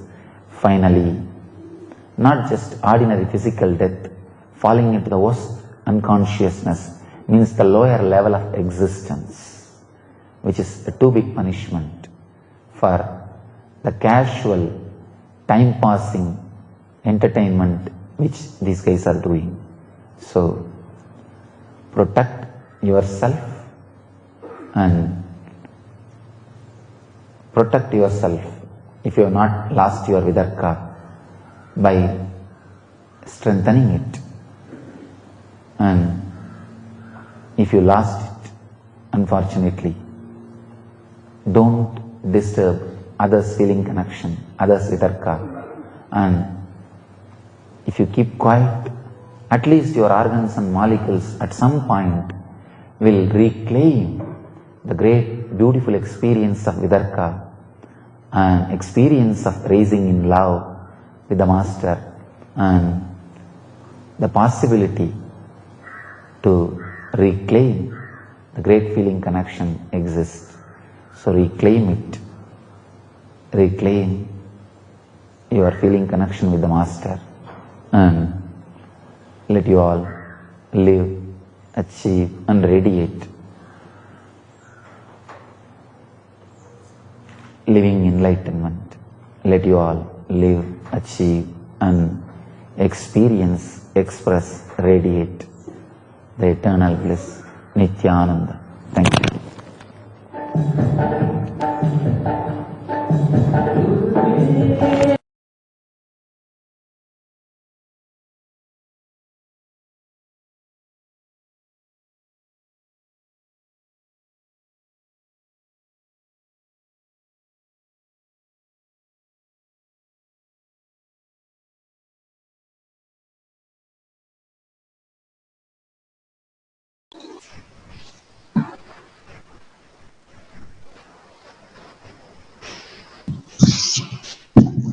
We have with us today Srinitya Abhibhuktananda, who has joined us.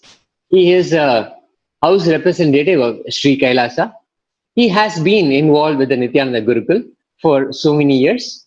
Welcome, Srinitya Abhibhuktananda. Welcome, Nithyanandam. Am I audible, Swami? Yes, thank you so much. And please go ahead. I think you have something very important and very interesting to share today about parenting. So please go ahead. Again, would you mind giving a short introduction to yourself if anybody is joining new? And then please go ahead with what you wanted to discuss. Thank you. Thank you so much for this opportunity. Thank you, Swamiji. I am Srinitya Abhimuktananda. I am from Mumbai. I am a Dain Acharya of E Gurukul, Nithyananda Gurukul, Weekend Gurukul. So I'm with Swamiji for last 10 years. Swamiji has blessed me with this great opportunity of being an Acharya for the kids.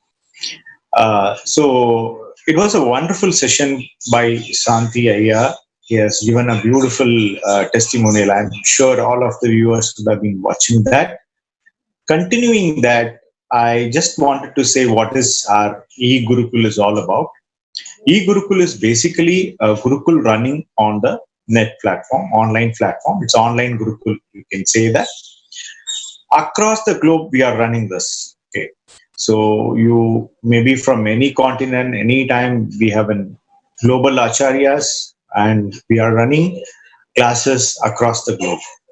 So the same Vadavarna, the same environment, the same syllabus, what we are trying to do in Gurukul, the physical Gurukul, the same thing has been given in online Gurukul also.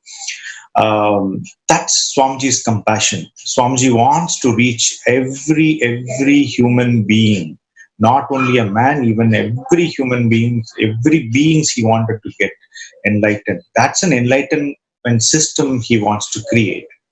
So with this greatest compassion, he has blessed us with this e-Gurukul thing. We just started a couple of years back. When we started, obviously as casual, we have our own doubts. Hey, how it's going to pick up?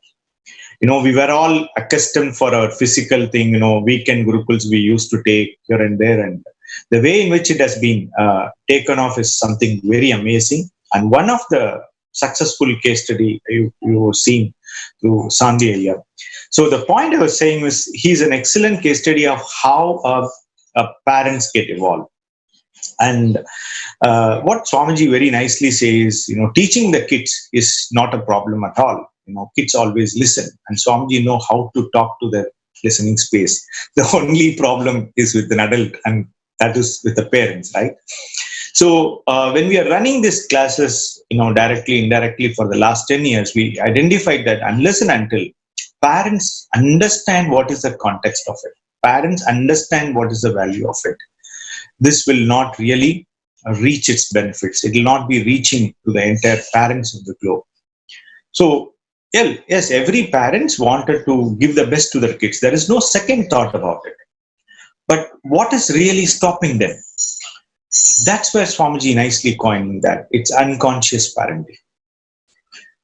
If you listen what Ayya was saying, he was, when he start getting connected with inner awakening, when he start connecting with Swamiji, when he start understanding his conscious evolution, automatically he understands what is parenting.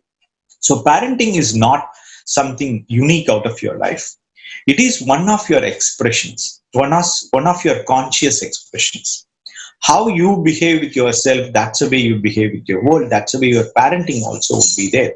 So it helps you to go through your childhood, do the completions, and get into your space.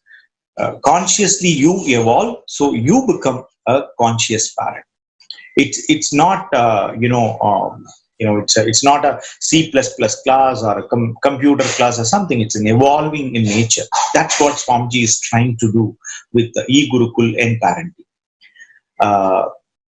So it is a move for any parents from unconscious parenting to conscious parenting. So I always ask them, the bringing up the kids is like there are, the world psychologist says there is a couple of ways you can normally bring up the kids. One is a carpenting way, other is a gardening way. So in carpenting, that what happens, when you want to make a chair, you go here, cut here and there, cut here and there, and automatically the chair comes up. So it's more of engineering and mechanical. The other way is about gardening. There you see it, you customize, you see, you get emotionally attached, and you talk to the plants, and you grow a lot of flowers coming in your garden, and every plant has its own different nature. So this is normally psychologist says the gardening way of parenting and carpenting way of parenting. Swamiji very nicely bringing out the concept of conscious way of parenting. He says that always we don't bring up the kids, we bring down the kids. It's happening. We don't do consciously, we unconsciously we do that. Without we knowing ourselves, we just pull down our kids, our fear, or greediness, I don't know how to communicate them. There are plenty of answers questions. If you go to net, if you Google it, there will be a plenty and plenty and plenty of questions. Yes. But trust me, none of these questions are standard. But none of these answers, I won't say it's right or wrong, but it's all talking to the information level. It's all talking to the operation level. It don't talk in the being level. The transformational level is not happening. Okay. So what Swamiji is trying to do is basically he's trying to, as a parent, I have gone through this. When I start changing this, when I start changing myself inside, that's where the transformation in parenting dimension happens. So we talk to the space of the child. We understand them, they are the being and they have a purpose of the life. So in nutshell, in one of the videos, I always tell parents to watch whatever the time, few hundred times you want to watch, you watch it. He says beautifully, teaching the Swadharma to the kids is the best way of parenting. And when I listen that, videos every time, it just gives a different meaning to us and to the parenting. So in the parenting class, it's not a class. We just come there and we just discuss about how we can do a beautiful gardening of this parenting. So it's a movement of unconscious parenting to the conscious parenting. It's a place where we discuss the incompletions and issues of the parenting and try to see what Swamiji is trying to address. There are plenty of videos, and I find Swamiji's answer is eternal and you can customize to yourself. It's not cut and copy paste answers. Okay, you have a screen time, do 1, 2, 3, 4. No. He gives beautifully how this answer can be customized for yourself and kid, because this problem and solution is not question and answer of your physics and maths. Parenting is not about physics or maths or science. It is a different science, conscious science. So this answers, you can take it up and beautifully do that. So how the evolvement happened? You come as a devotee, then you consciously evolve, then you become an acharya. And that's exactly happened with Sandeep, I think.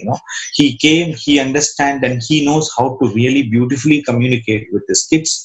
Then onwards, he became a contributor, not only for his kids. He started contributing this, rather enriching this science to the other parents also. This is exactly happening in parenting and overall Gurukul. So we have a beautiful system of acharyas, that means in global. I request Swami to run a couple of videos maybe after this our talk, and project this link also, where if you are a parent, or even not only may not be maybe a parent or not, but you maybe some of your relatives may be having the kid, you want to interact with them. It's a beautiful place. You will understand about how the entire parenting can be done. And if you are connected with any of the schools, we would really, or schools or any educational systems, we would love to work with you and take up this science to the educational institution also. It's purely online.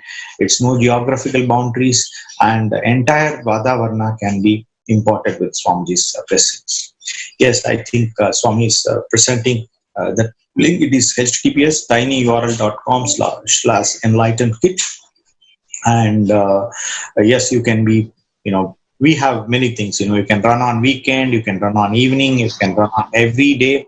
Okay, the way in which your geography requires, and you have a student's demand, accordingly we can fine tune it, customize it. And we have a really good team of acharyas and administrator who can really help you for that. Okay, so I wish all of you to register that. Yes, Swami, thank you. If you have any questions, I can take off. Thank you, Aya. Thank you so much for sharing. And the URL I just wanted to present once more is tinyurl.com/enlightenkids. And there will be more information, and we can visit this link and register your child in Nithyananda Gurukul. Thank you, Aya. Thank you, Snitya Vimuktananda, so much for joining us. It's a pleasure to have you. Thank you. The master unconditionally accepts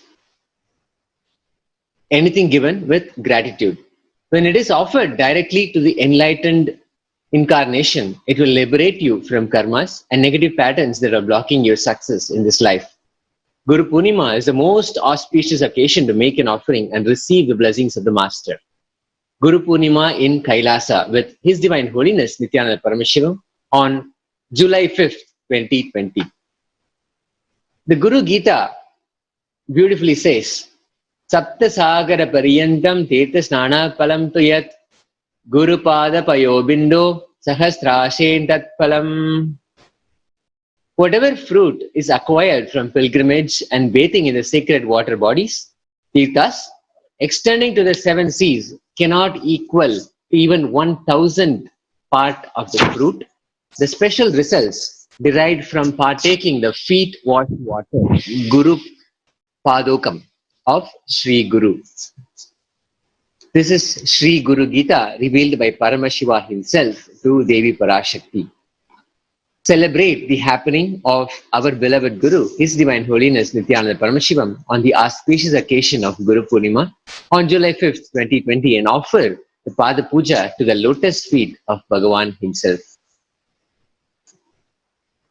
An incarnation stabilizes our aspirations. Bhagavan Sri Krishna exhorts Arjuna to sit steadfast, intent on me. In this beautiful video of Bhagavad Gita, Swamiji gives the interception of Sri Krishna revealing the ultimate source of compassion with whose help we can transform our consciousness. In the turbulence of our behavior patterns, the guidance of Guru, the incarnation, provides clarity. When our understanding fails and our experiences overwhelm us, we can remain connected by forging an emotional link. That feeling connection supports us to sit steadfast at all times. Here now, let's listen to Swamiji giving the much deeper understanding of Bhagavad Gita. Boycott your depression. Let's watch Swamiji.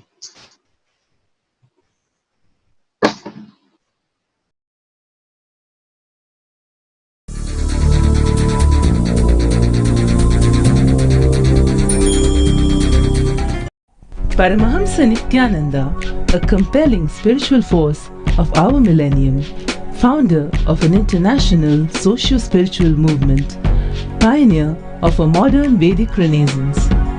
Born in the sacred town of Tiruvannamalai, a yogi by birth, fearless spiritual explorer, beacon of divine power, Paramahamsa Nithyananda is today an inspiration for millions on the path. All that I see, all that I hear, I offer to you. Adept in ancient mystical yogic sciences, researcher of the science of spirituality, guru for enlightenment. Every year, Paramahamsa Nithyananda shares with over 1 crore people worldwide the treasures of his wisdom, the joy of his laughter, and the incomparable power of his initiation. Now, Paramahamsa Nithyananda reveals the deeper secrets of life, science of life.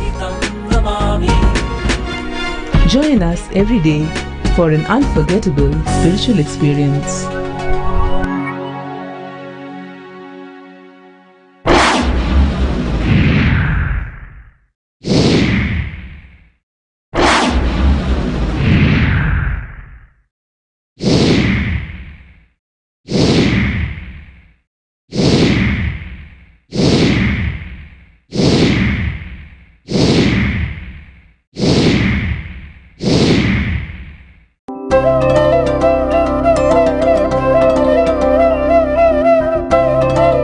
जीवन्मुक्तिप्रदं देवं क्षमापूर्णं जगद्गुरुं वन्दे परमहंसाख्यं नित्यानन्दाय स्वागतं। जीवन्मुक्तिप्रदं देवं क्षमापूर्णं जगद्गुरुं परमहंसाख्यं नित्यानन्दाय स्वागतम् आनन्दानुभवास्वादं सर्वरोगनिवारकं वन्दे पापविनाशक्तं नित्यानन्दाय स्वागतम्।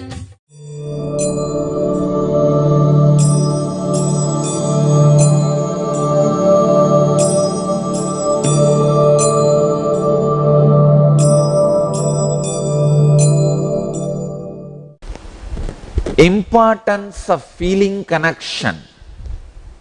How the feeling connection to something which is higher than you nullifies all the constant harassment you go through from your body and mind. Please understand. Just before the satsang I was reading a question from a devotee. The person is telling, Swamiji, after all, a physical pain is so solid, it constantly reminds itself. It is so strong. How to unclutch from it? It constantly reminds itself to us. Understand? There are problems which may not be solved by unclutching, will be solved by feeling connection. That is why I always warn you, people with whom you feel connected, you should be very careful. If you are friendly with a person depressed, I tell you, knowingly or unknowingly, that person will vomit that depression on you. If somebody is depressed, boycott that person. No, I am giving you as a spiritual instruction. Don't ever think you will show and shower your compassion on that person, shower your love on that person, get that person out of depression. Try, you will only become dirty and come back. You are not that strong. If you are that strong, then you don't even need to talk to the person. Your presence will get that person out of depression. No, I am telling you really, because a lot of this effort of getting the other person out of depression goes on all over. I wanted all of you to know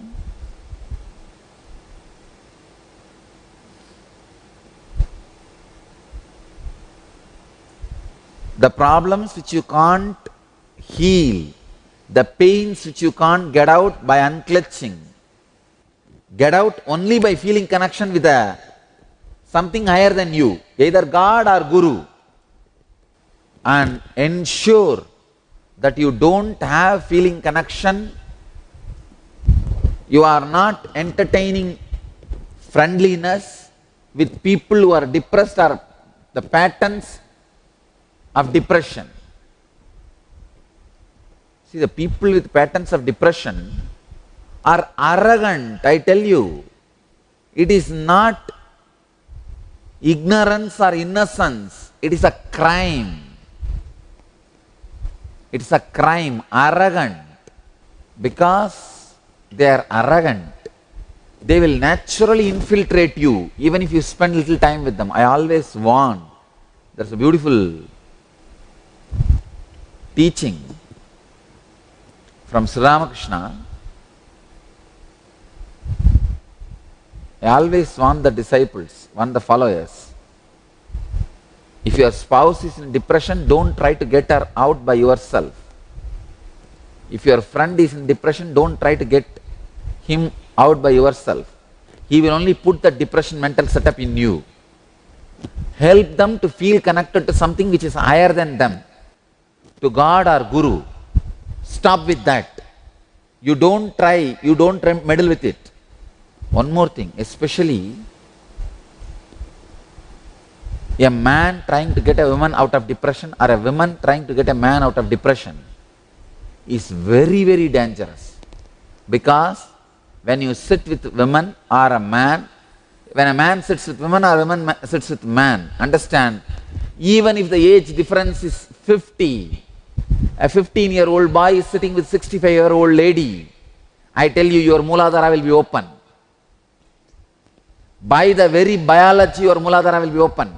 If that 65-year-old lady puts some idea to you, when you are in the mood of receptive, you are destroyed. Never ever sit with the person who is depressed. Never ever try to get the person who is depressed out of depression. All you can do is connect that person with a higher source, Guru or God, and move out. If you try to clean the drainage, you will become dirty by getting into it. The only way to clean the drainage is put the pipe and put the motor. Let the machines do the job. I have seen so many fellows. Ramakrishna used to tell this. Even in the name of compassion or helping or assisting. See, Ramakrishna had one disciple, Yogananda. He's a small boy. One elderly lady, around 45 or 50, she used to be always depressed, and this boy will try his best to get her out of depression by telling whatever ideas he learned from Sri Ramakrishna, or trying with all the ideas he learned. She will also treat him like a son. Ramakrishna calls and tells, no, no, this is the way it will start. You don't know how it will destroy you.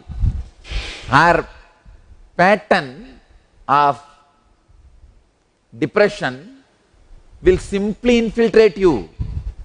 And not only that, this sympathy which you can't help will extend to any extent, any level, and you will take up this as your mission, getting her out of the depression as your mission. With that, you will fall into the depression. Ramakrishna says very clearly. Then Yogananda says, no, no, no, no, no, I only see her as my mother. Ramakrishna says, no, I know how the mind works.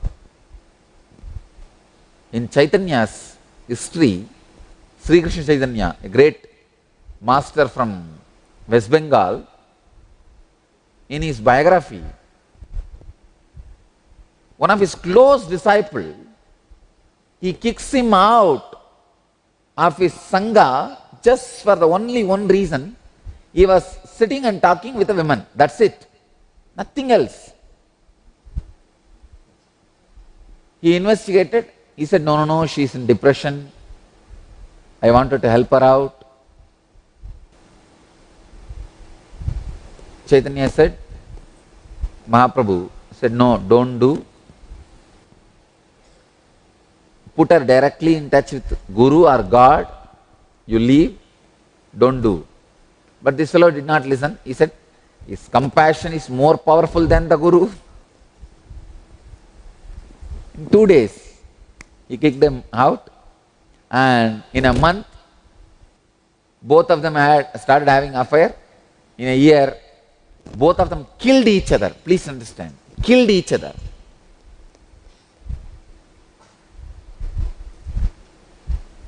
She gave poison to him, and without knowing he has taken the poison to food, he has murdered her.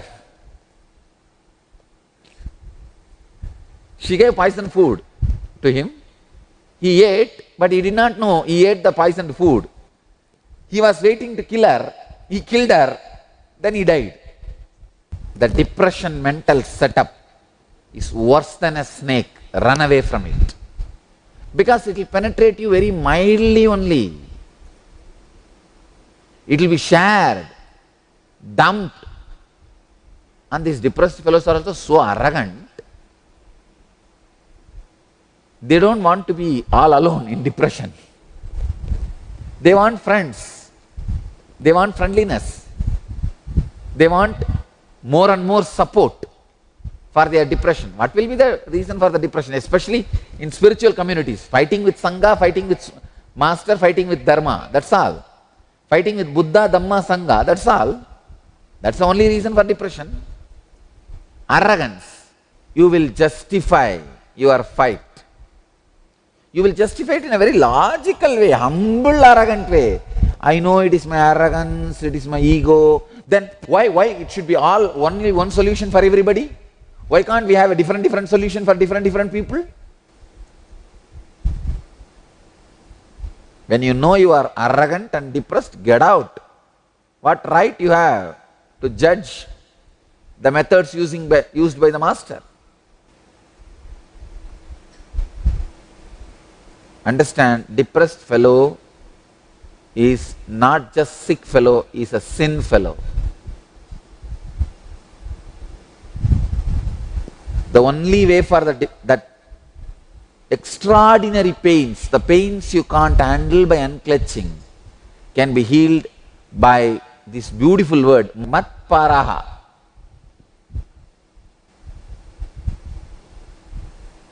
Bhagavan is using this word as a technique. He spoke about unclutching in last few verses. Now he is telling whatever can't be healed by the unclutching, the only way is matparaha. Tani sarvani samyamya yukta asida matparaha vashehi yasyendriyani tasya prajna pratishtita. Whether you believe it or not, whether you want to understand or not, you are a person, you are an individual soul reflecting pure consciousness. And you have to get up, that's all. You have to wake up, that's all. Let you all achieve, experience, live, express, radiate and share the eternal bliss. Nithyananda. Thank you. Guruve Sharanam Sharanam Nitya Guruve Sharanam Sharanam Guruve Sharanam Sharanam.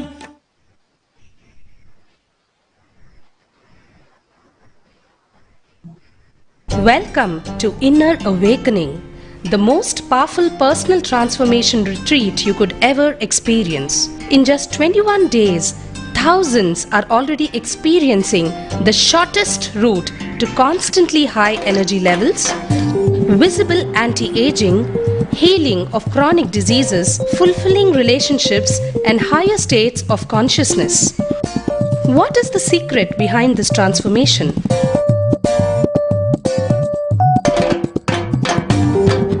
Kundalini means the inner potential energy. Once it is awakened, opens the different doors for the conscious experience in you. I can say which is a master key for all extraordinary spiritual experiences.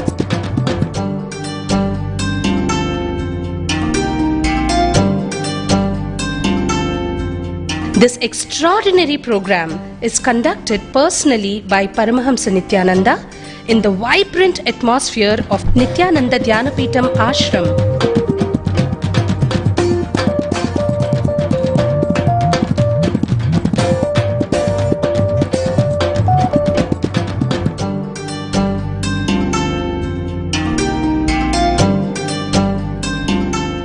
Open yourself to the benefits of Nitya Yoga and practical meditation. Experience physical and mental healing. Discover simple ways to handle life with success. Above all, enjoy individual darshan and blessings from Paramahamsa Nithyananda every day.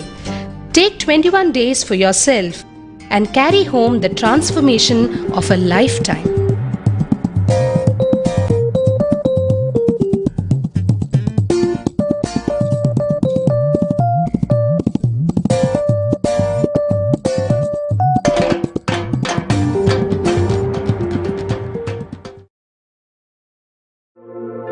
इत्येवं निष्कलं प्रोक्तं परं भावमिति स्मृतं सृष्टिस्थं लोकरक्षार्थं लोकस्योत्पत्तिकारणं साधकानां हितार्थं तु स्वेच्छया गृह्णते तन्मु. Paramashiva, the ultimate supreme being, who is the cause of the creation of the universe, assumes a body out of his free will for the protection of the universe, for the welfare of the spiritual seekers and devotees.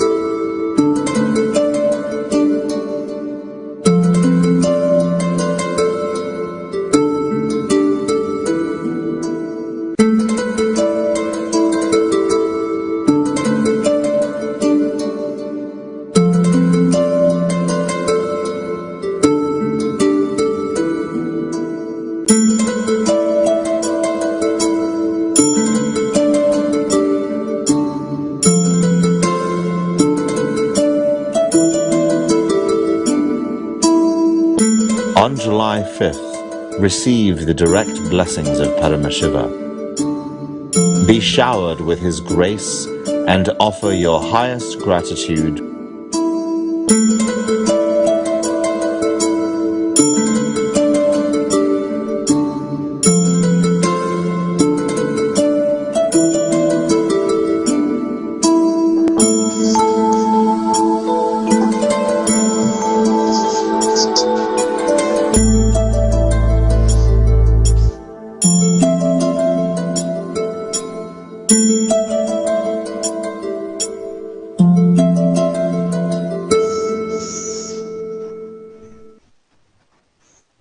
Whatever you think as your strength, like how much cash you have, how much gold you have, how much money you have in the bank, what all properties you have, your secret passwords, passcodes, your strength secrets, you will tell only to your son or your daughter to whom you are going to give your inheritance. Same way, most important powerful secrets Paramashiva has given to his son Muruga, Subramanya, in Agama called Sarvajnanottaragama. All the powerful secrets the father will tell only to his son. It is too secret. I am going to open that Agama and give all the essence of all those secrets. Secrets of Charyapada lifestyle, secrets of Kriyapada, secrets of Yogapada, and secrets of Jnanapada. I am not only going to teach you, I am going to give you exactly what Paramashiva gave it to Subramanya. Because Paramashiva himself is manifesting through this being now, giving you all exactly what was given to Subramanya. Nothing is required from your side. Just sit like innocent Subramanya, Muruga at the feet of Paramashiva. I assure you, whatever was given to Subramanya, the whole life will be given to you now. Not just words, teachings, not even just experience, life itself. I am talking to each one of you sitting in your room. I will make you all Subramanya.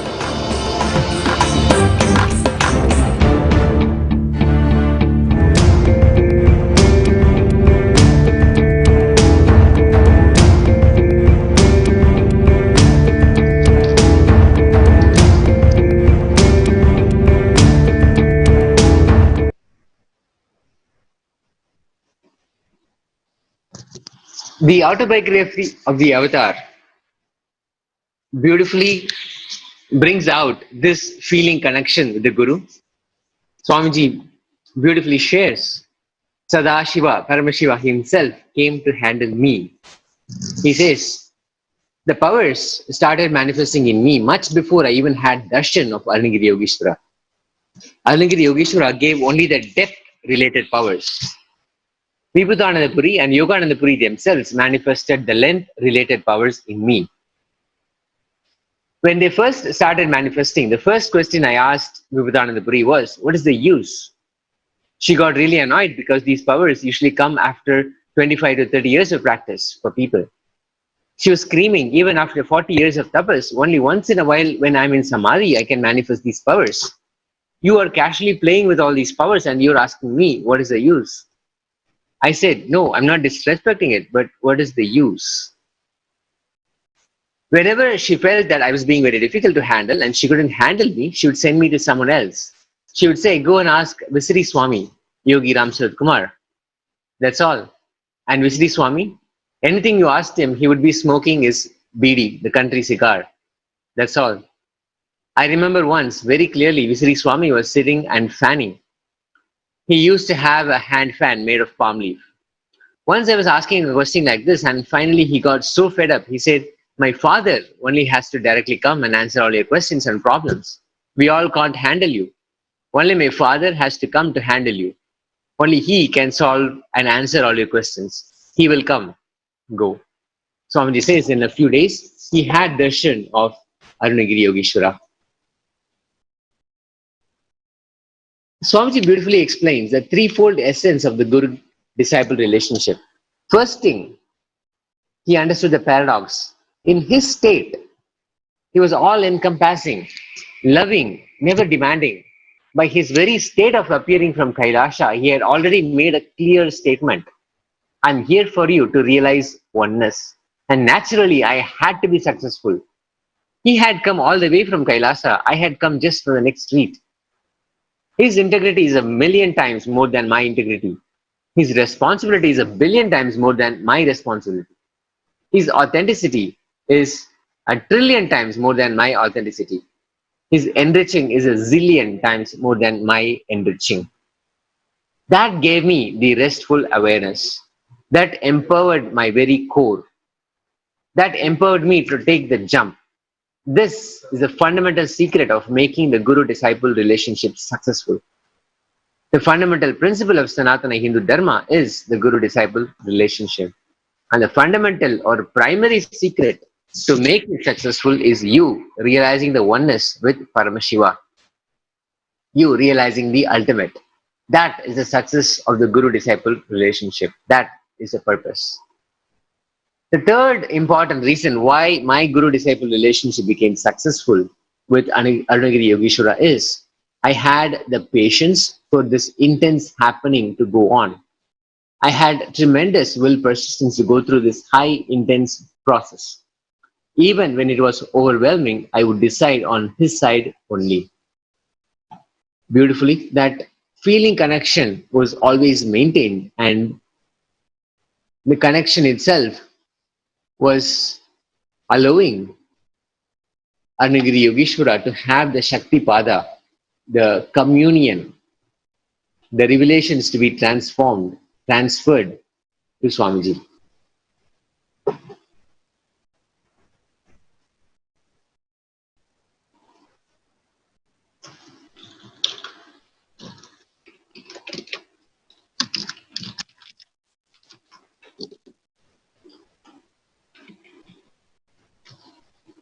On July 5th, we will be celebrating the Guru Purnima worldwide. Celebrate the happening of our beloved Guru, His Divine Holiness, Nithyananda Paramashivam, on the occasion of Guru Purnima. Offer Pada Puja to the lotus feet of Bhagavan himself. The Master unconditionally accepts anything given with gratitude. When it is offered directly to the enlightened incarnation, it will liberate you from karmas and negative patterns that are blocking your success in this life. Guru Purnima is the most auspicious occasion to make an offering and receive the blessings of the Master. Guru Purnima in Kailasa with His Divine Holiness, Nithyananda Paramashivam on July 5th, 2020.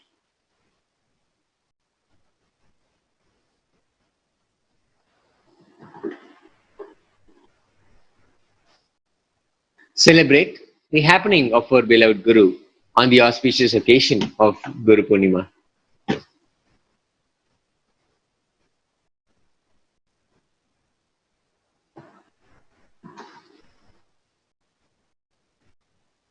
Today, is day 7 of the ongoing Guru Purnima Brahmotsavam. Nithyanandeshwara Paramashiva Devalayam and Adi Kailasa Sarvanipita is offering our gratitude to Swamiji. Let us join live and participate in the celebration.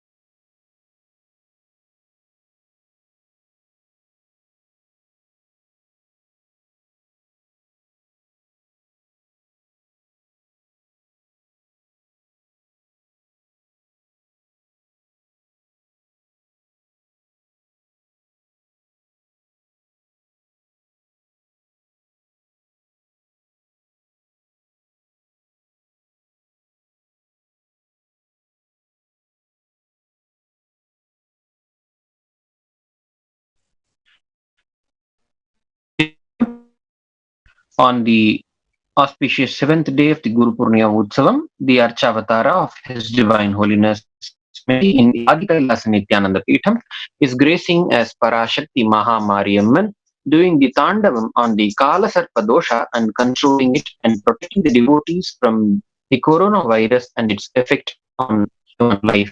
On this auspicious seventh day of Guru Purnima Utsavam, we now humbly offer our worship at the feet of His Divine Holiness Swamiji.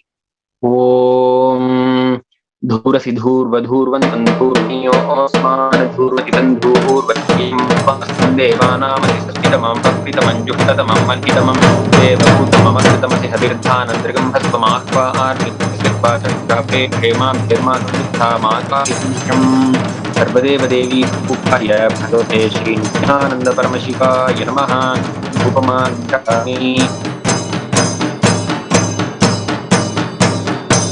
ॐ ईप्यस्त्वजातवेदो बध्नन् निरृतिं मम पशुगश्च मह्यमावह जीवनं च दिशो दिश मानो हिंसी जातवेदो गामश्वं पुरुषं जगत् अबिभ्रदग्न आगहि श्रियामा परिपातय। ओम श्री सर्वदेवदेवी स्वरूपाय भगवते श्री नित्यानंद परमशिवाय नमः। एकः रतित्वं संदर्शयामि।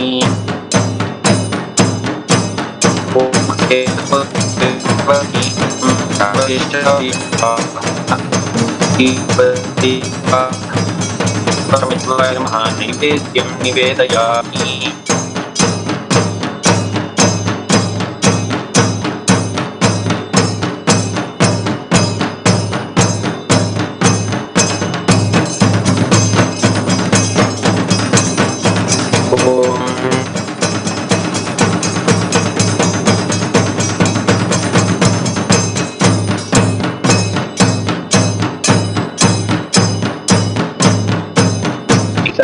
जित्ति सर्वमेव तेना आप्नोति सर्वं जयति।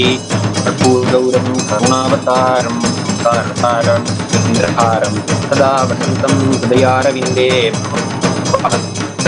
नमामि। सर्वदेवदेवी स्वरूपाय भगवते नित्यानंद परमशिवाय नमः। कर्पूरनीराजनं सन्दर्शयामि धारयामि।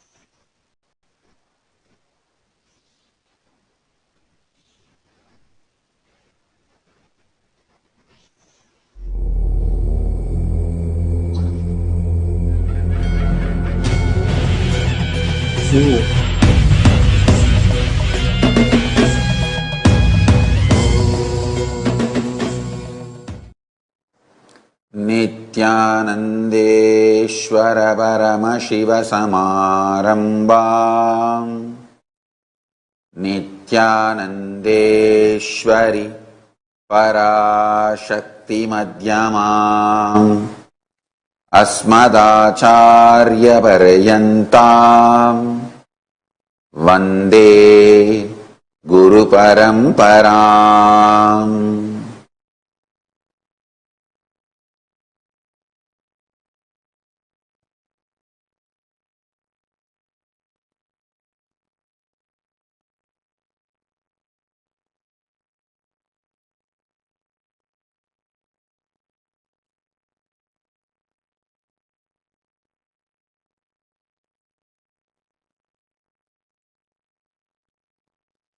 I welcome all the living, practicing Hindus from all over the world. All the Sarvanyapita Kartas, Yajamans, Manifestors, Sarvaparityagis, Srimahans, Mahans, Tanidar, Kotari, visitors, viewers, Kailasas Nithyananda Hindu University students and Paramashivoham participants. Today especially all my own extensions, Nithyanandas. I am Nithyananda participants, Nithyananda Paramashivoham, Sarupya Mukti participants. I welcome all of you with my love and respects.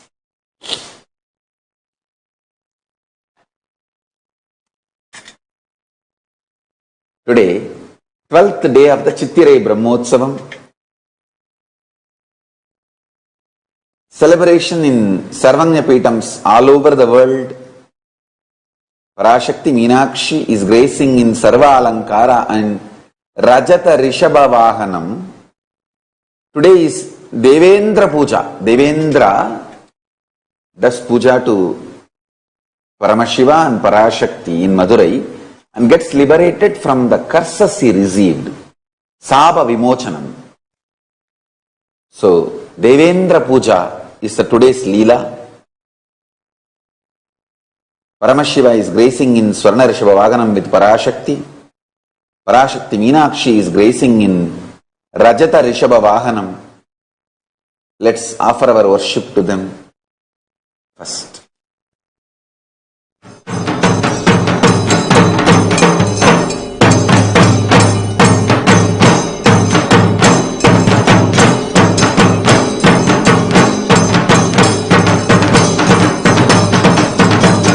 ॐ गौरीं वेदकदम्बकाननशुकीं शास्त्राटवीकेकिनीं वेदान्ताखिलधर्महेमनलिनी हंसीं शिवां शाम्भवीम् ओङ्काराम्बुजनीलमत्तमधुपां मन्ताम्रशाखाम्बिकां मीनाक्षीं मधुरेश्वरीं शुकधरां श्रीपाण्ड्यबालां भजे।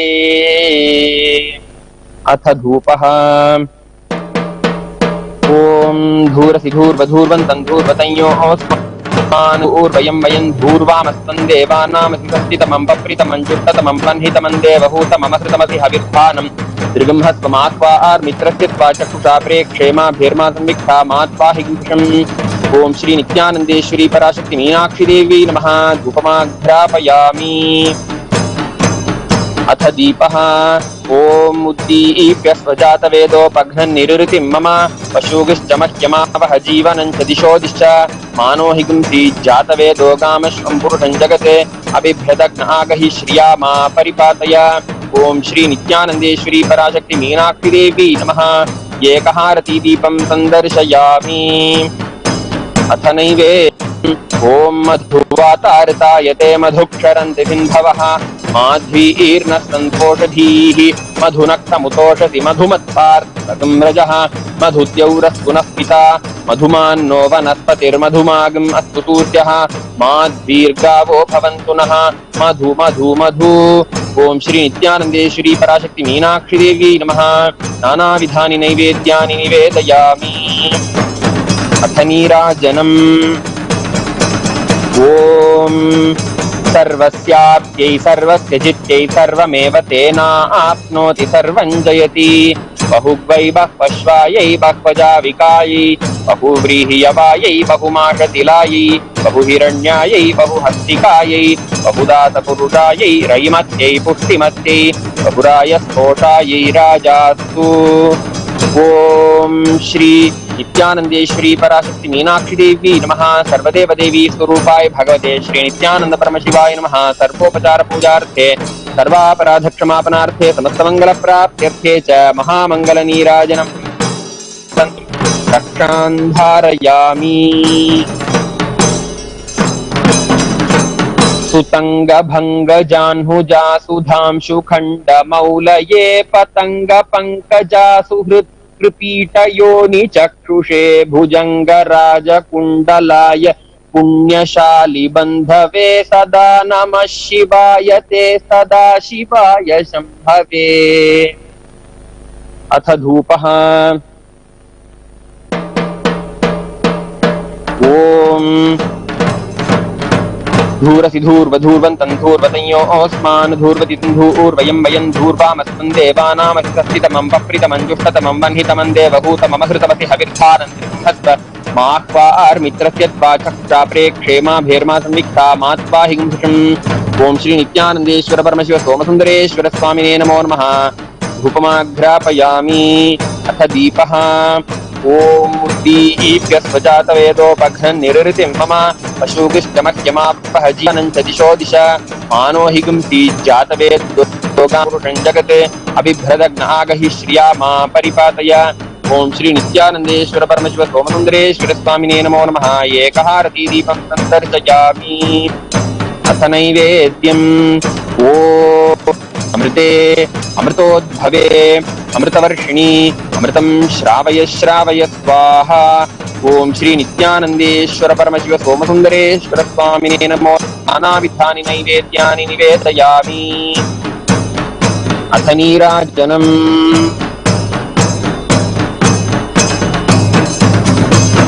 ॐ ॐ न तत्र सूर्यो भाति न चन्द्रतारकं नेमा विद्युतो भान्ति कुतोऽयमग्निः तमेव भान्तम् अनुभाति सर्वं तस्य भासा सर्वमिदं विभाति निरञ्जनाय विद्महे निराभासाय धीमहि तन्नः शिवः प्रचोदयात् सदाशिवाय विद्महे सहस्राक्षाय धीमहि तन्नः शिवः प्रचोदयात् ॐ श्री नित्यानन्देश्वर परमशिव सोमसुन्दरेश्वर स्वामिने नमो नमः सर्वदेवदेवी स्वरूपाय भगवते श्री नित्यानन्द परमशिवाय नमो नमः सर्वोपचार पूजार्थे सर्वापराध क्षमापनार्थे समस्तमंगल प्राप्त्यर्थे च महामंगलनीराजनं सन्दर्शयामि रक्षां धारयामि।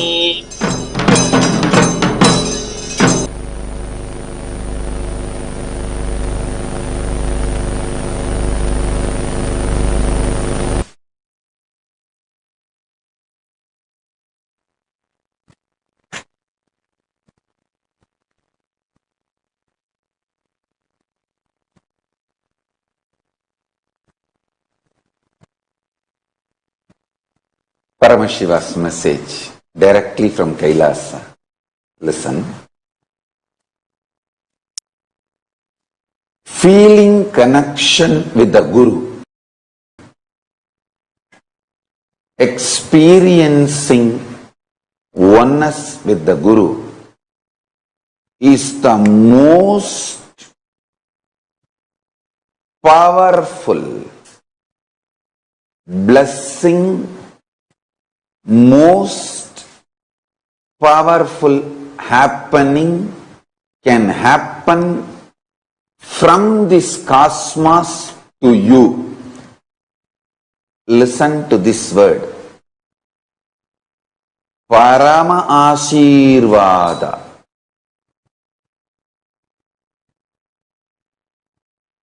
Ultimate blessing.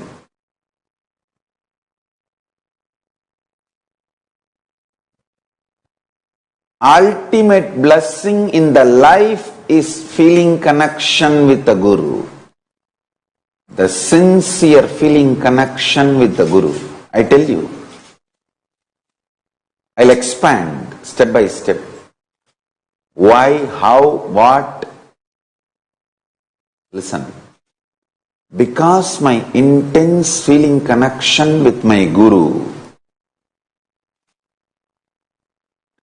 his influence, impact, intensity on my being, even the worst persecutions, assassination attempts, character assassination, lawfare, if nothing could touch my inner space or make me shiver. Listen, the attacks on me is factual. I want to tell you one example. This Dravish gang, the anti-Hindu terrorists, and they are also racist terrorists.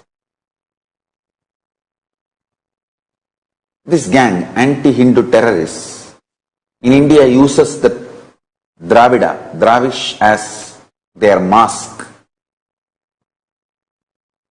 Listen carefully. This gang morphs a video against me, abusing me, to do the character assassination, and they air this video in all their medias. Understand? If you watch the documentary yesterday I shared, you will understand how thoroughly they control the media in India. This Dravish gang thoroughly controls the media in India. And they air this in the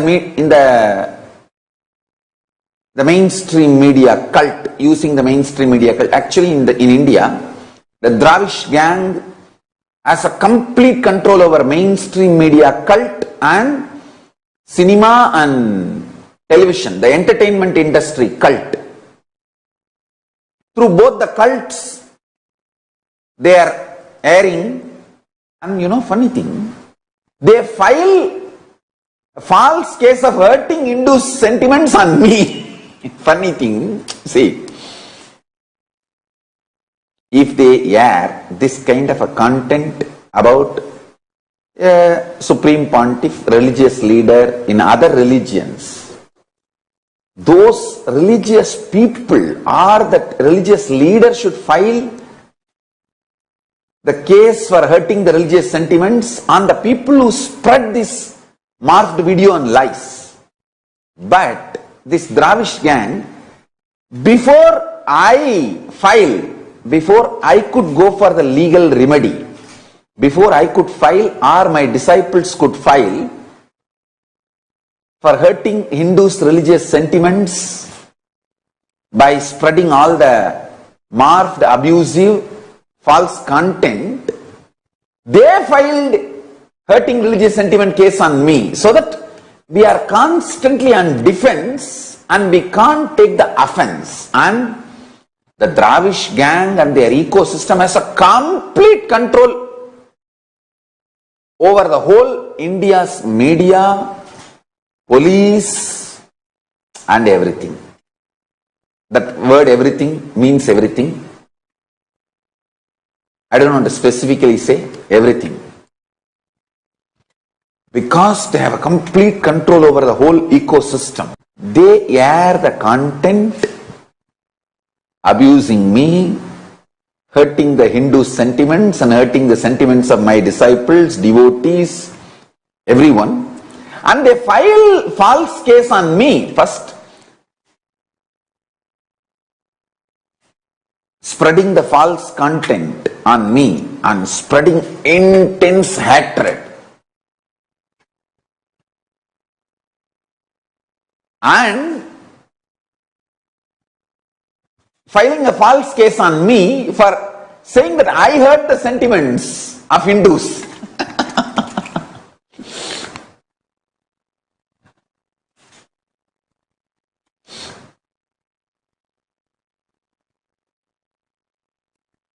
The fellows who filed this FIR has brought worst shame on the whole Indian legal system.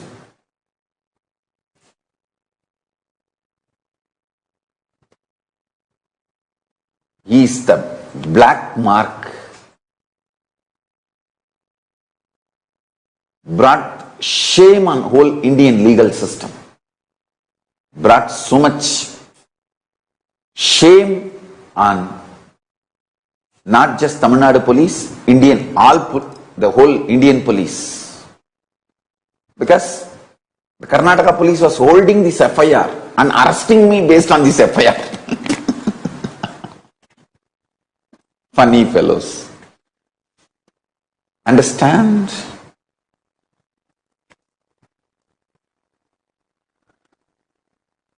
Even though all these are factual, it is my strong feeling connection with my Guru kept me very stable. I tell you, life is extreme delusion. You realize that only after you waste whole life in delusions. Fortunately, my Guru's grace is a nectar, life positive, intense, intimate, powerful, life positive energy on me. It did not allow the life negative concepts, ideas, delusions to get into me. See, fundamentally, this Dravish gang, anti-Hindu terrorists, who has a complete control over the mass media cult and daylight work. very important witnesses in big corruption cases in the nation. The national level attention was on those people. Those guys are killed and everything is just closed. You don't know the long arms this Dravish gang has on the Indian ecosystem in every level. First they wanted to kill.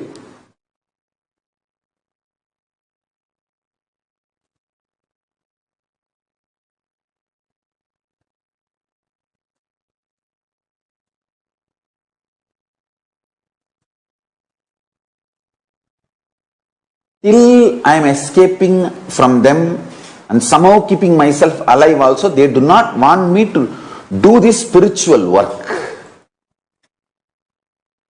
Reviving Sanatana Hindu Dharma. That is too much for them. Actually,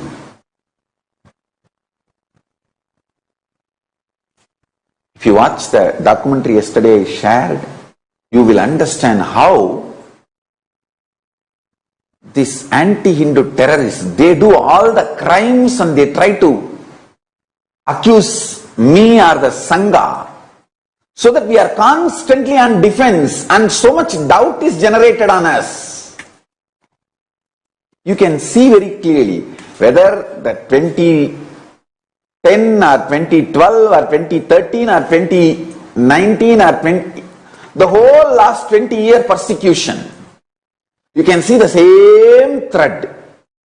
They will create false content on me, vomit poison on me, hate speech on me, and then they will file the case on me saying that I am hurting the Hindu sentiments.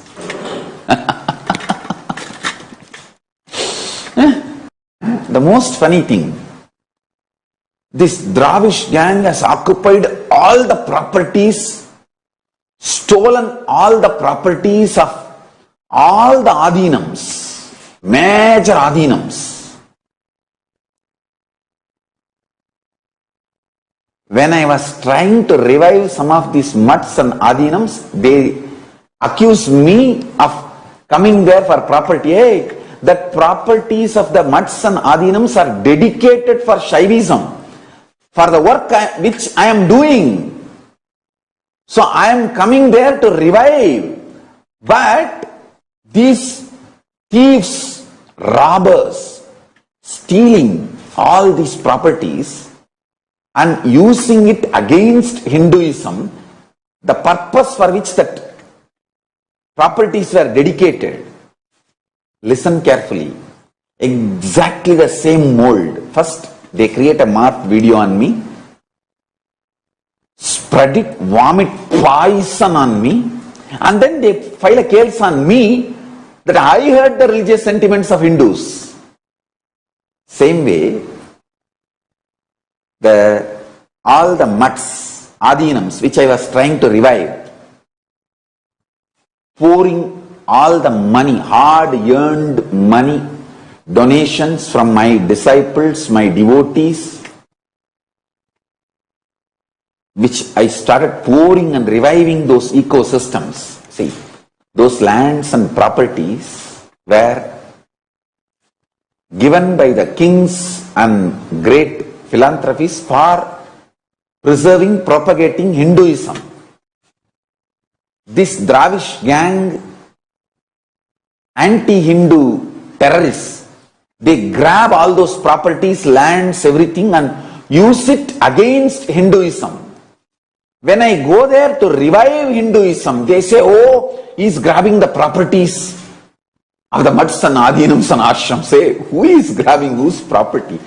Constantly by spreading lies, hatred, keeping us defensive. See, the offense is the best defense is their strategy. All these are facts. All these are facts. 1,400 hours of hate speech on me, telecasted in 4 years in Indian national channels. 1,400 hours of, I will not say the word defamatory, Even people who say here the defamatory word are subtly not realizing the truth. It is hate speech, poisonous content. I am telling you, even my own disciples don't realize the depth of the hatred and poisonous content. That's why they are using the word polite word, defamatory content. No, it is poison, hate speech. Understand? Only after watching this documentary, Out of Shadows, I can very clearly see how they do all the crimes and accuse me. So I am constantly on defense and create so much controversy, hate speech.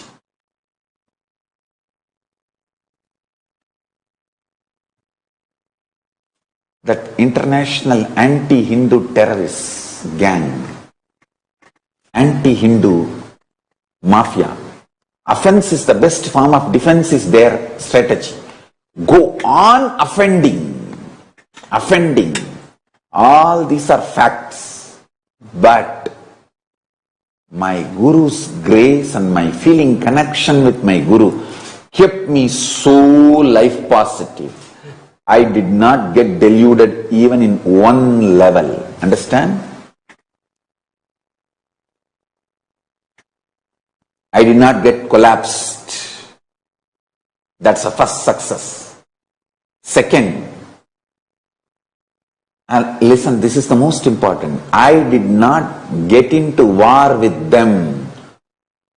Because even if I get into war with them, even if I win, I would have wasted my life. My life's purpose would have been failed. I can't afford that. I have to deliver what I am supposed to deliver. Even if I get into the war with them, even if I win, and I don't fulfill my mission, then they won the war. The anti-Hindu terrorists have won the war. They successfully diverted me. No, I can't afford. That is why I am telling you, the second success is that I did not get diverted and get into war with them. Understand? The strong, powerful, life positive and non-violent understandings my Gurus have installed in me is responsible for not only I did not collapse due to their attack, I did not get into war with them and get diverted. The good news is Kalabhairava protected me. Kalabhairava is protecting me. I did not collapse in the anti-Hindu terrorists and anti-Guru Hindus cult. In their attack, I did not collapse is the good news. The great news is I did not even get into war with them and get diverted, lose focus on my mission and get diverted. No, I continued my mission. The more I am attacked and accused, I flared up and more integrated I became to my mission and started delivering what I am supposed to deliver to the humanity from Kailasa. That's the great news. The greatest news is, listen, my feeling connection and my strength of oneness with my Guru has only become stronger and stronger and stronger and stronger and strongest. Never ever questioned or doubted the protection of Paramashiva or Mahakala Bhairava or my Guru on me. That is the greatest news. Listen 3. Good news. I did not collapse in the war by their attacks. Second, great news. I did not even get into war with them. I did not do the reaction. I did not get into war with them and get diverted from my mission. No. Actually, after they started attacking me left, right, center, I have delivered more things to the world, the spiritual revelations. I brought more from Kailasa and started sharing with the humanity. So did not get diverted, did not get deluded. That's a great news.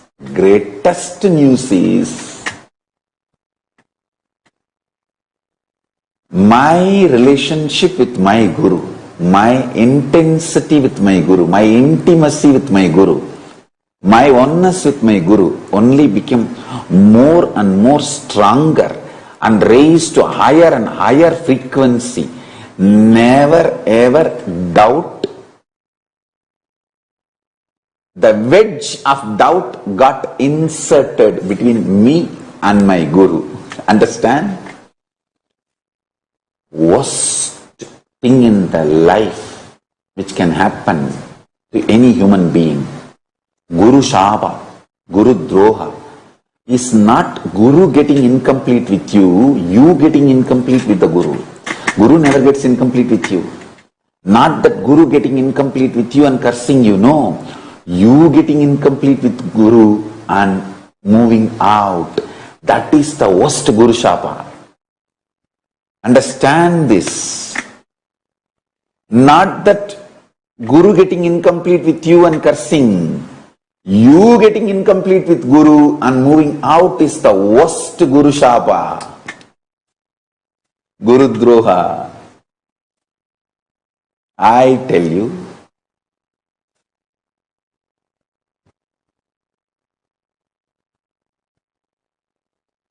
the greatest blessing is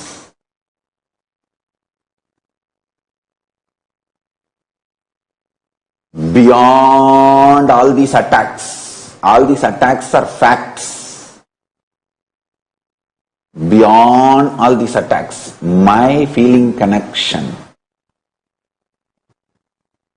my intensity, my intimacy, my strong oneness with my Guru, my sincerity, Shraddha towards my Guru, all this was only getting more and more intense and higher frequency. Never even for a second any doubt wedge got inserted between me and my Guru. Understand, this is the greatest blessing.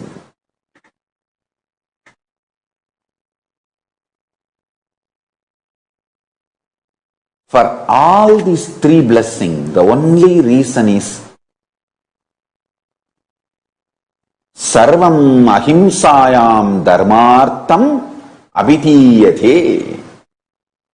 Mahabharata beautifully puts it in Shanti Parva, chapter 245, sloka number 18.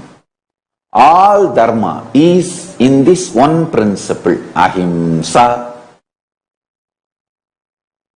Jivitum yahasvayam sa ichet katam sunyam pragadayet. How can someone who wishes to live kill others? This is Shanti Parva 259, 22nd sloka. Listen.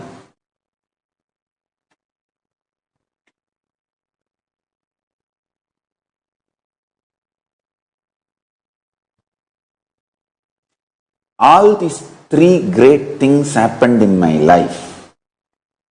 I did not get destroyed by anti-Hindu terrorists and anti-Guru Hindu cult because of their multi-level attacks on me. That's the first blessing, boon I received, the good news. Second, I did not get into war with them, getting diverted from my mission of reviving Kailasa. That's the second greatest good thing happened.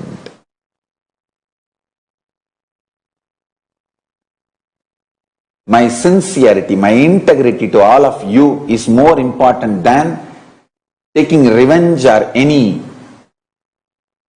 justice for me. My Shraddha to my mission, reviving Kailasa, is more important for me than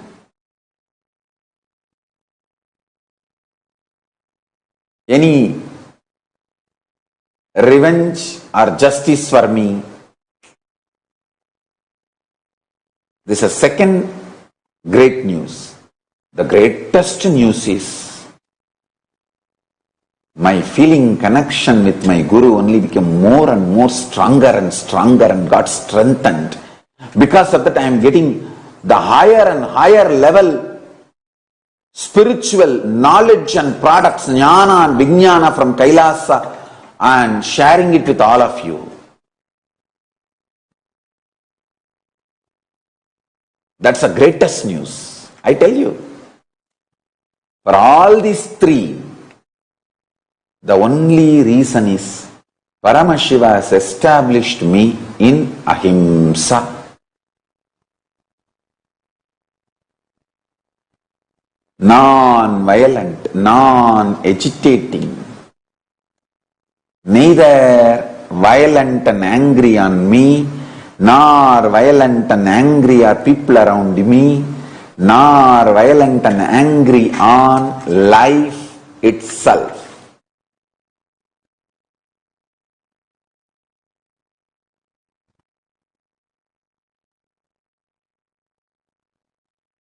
I only became more and more protective of people. Even if I scream, I only scream about caring for the people. Hey, did you eat? Did you take aritaki? Did you do yoga? Only for that I scream. I became more and more protective, loving, caring, expanding. I tell you, all the best things happened in my life because I was absolutely established in non-violence, ahimsa. No agitation, no reaction. See, this anti-Hindu terrorists, anti-Guru Hindu cult, they do not have a great vision for humanity, they do not have a purpose for humanity or anything great or higher for which they need to be sincere. They just want to destroy. It's more like a teenage kid's tantrum. Anything falls into eyes, destroy. Demons, devils.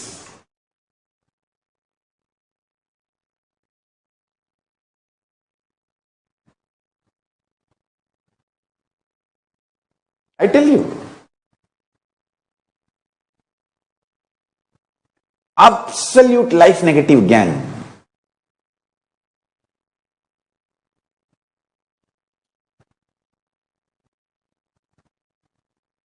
They do not have any higher purpose. Even if I get into fight with them, it will be diverting me from my life positive contributions, reviving Kailasa, enlightened ecosystem which I am supposed to do, for which I am born.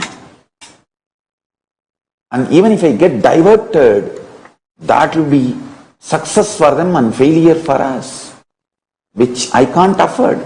with the grace of Paramashiva and protection of Kalabhairava.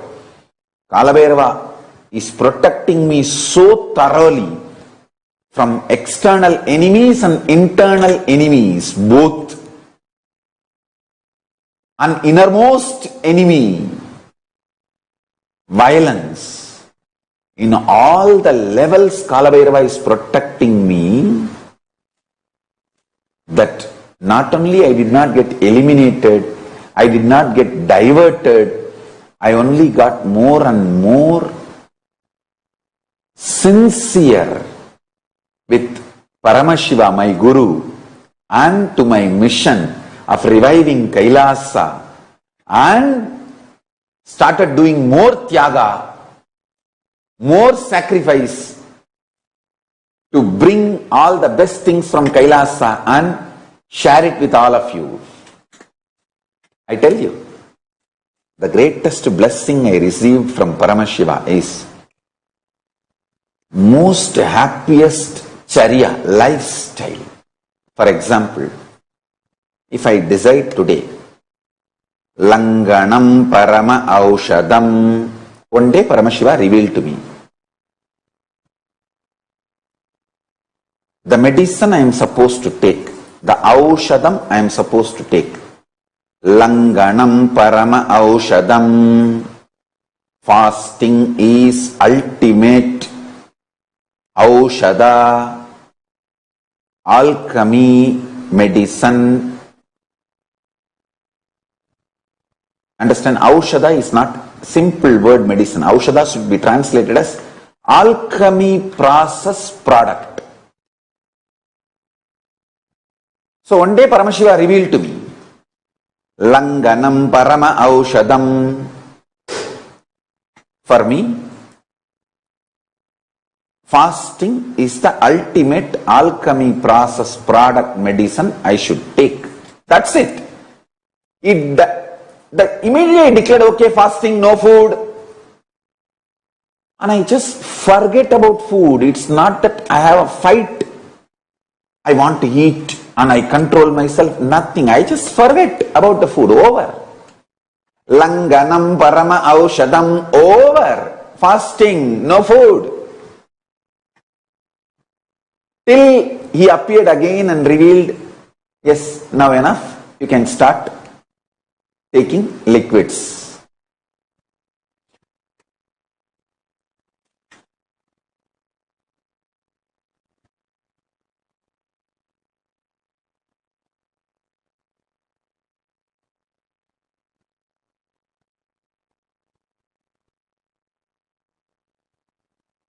I tell you,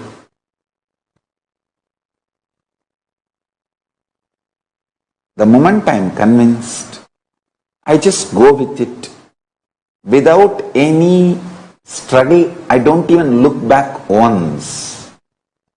This lifestyle is the greatest blessing I received from my gurus. Whether it's a lifestyle or inside space, anything. Langanam Parama Aushadam, over. I will not look. Langanam Parama Aushadam means fasting is the ultimate alchemy medicine product for life. Not only I will do fasting, I will not even remember about food. Same way, if I am supposed to drop some people from my life, that's it. It's like a control delete, over. After that I will not even remember them. I will not remember their name. Understand? This great blessing and stability comes from intense feeling connection with the Guru. The sincerity to Guru makes you absolutely sincere to life positivity. See what I am? I am just extreme life positivity. In every situation, how can be life positive? How can be life positive? How can be life romantic, life loving, life intense, life sweet, life intimate, life passionate, life manifesting? In every moment, I will only look in that direction.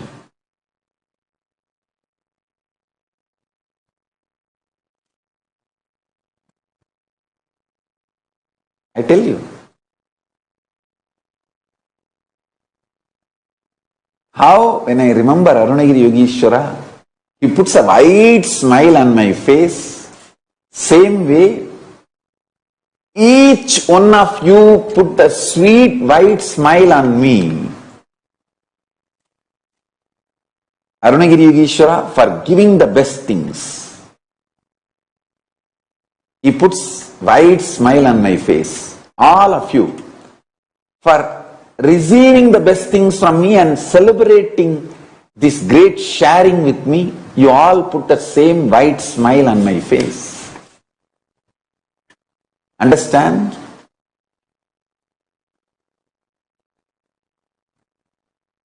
Once Arunagiri Yogeshwara healed me, that time the kind of a joy he triggered in me, bliss he triggered in me, and the white smile he put in me, the same joy is triggered in me when I healed Peter Bloomfield.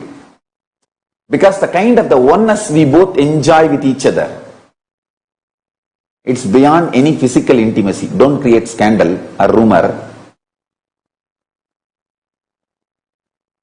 Me and Peter Bloomfield enjoy a special relationship. It's a special connection.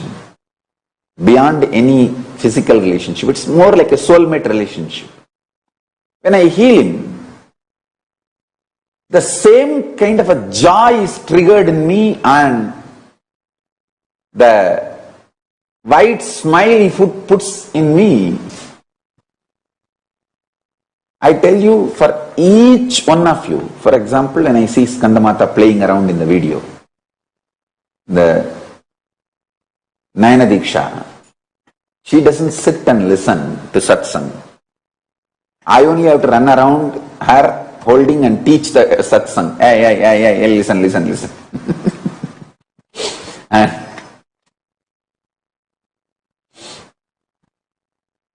she'll be running around all over. I will have to run around all the conscious states she's running and then teach the Satsang for her. But she puts such wide smile on my face and triggers such joy in me. The same joy Arunagiri Yogeshwara triggers in me, Skandamata triggers.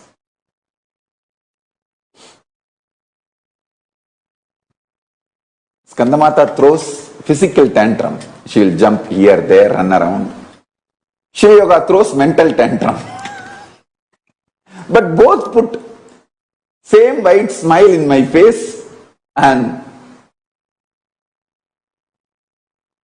both trigger the same joy in me, like Arunagiri Yogeshwara. The kind of the joy Arunagiri Yogeshwara triggered in me when he was sharing and making me enlightened, manifest and oneness. Same white smile is triggered in me when I am sharing this with all of you. Only thing, I had the fortune of physically being near Arunagiri Yogeshwara. Unfortunately, all of you guys, at least for now, do not have that fortune of physically being near me, but I know the feeling connection is such that I am with you and you all know I am with you and I know you are all with me. I tell you, this powerful oneness never got disturbed.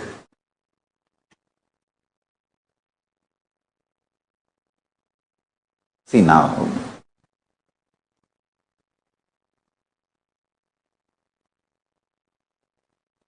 Many of our Balasans, Gurukul kids, I have not met them almost for 2 years now, almost 2 years. But the feeling connection is so strong, I can just call them, hey Mahadeva is there. And that feeling connection is absolutely same.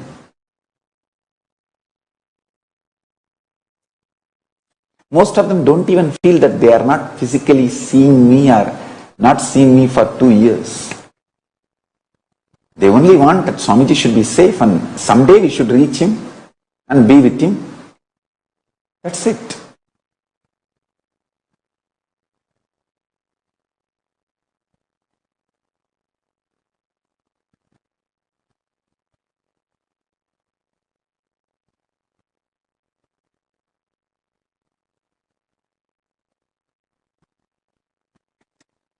I have a beautiful cartoon. Please see this. Tantrums explained.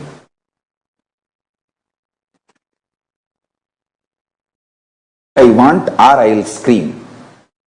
And if I do what you want, I will still scream. Yeah, that is what I figured.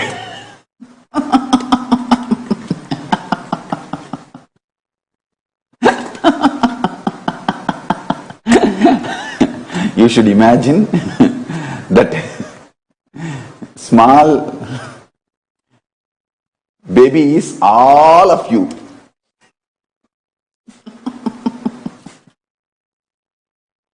In some level, physical, mental, conscious, physiological, psychological, some level. It's not that only Skandamata throws tantrums. Skandamata's mother also throws tantrum with me.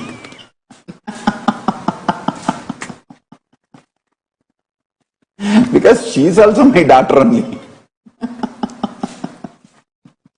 At different levels.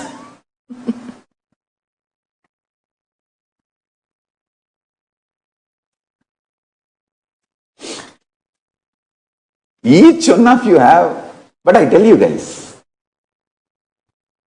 how Arunagiri Yogeshwara put a bright smile in me, triggered joy, same thing all of you do. I want all of you to know that. You are all never a load on me. You are all sweet smile on my heart. I am alive, doing what I need to do for all of you.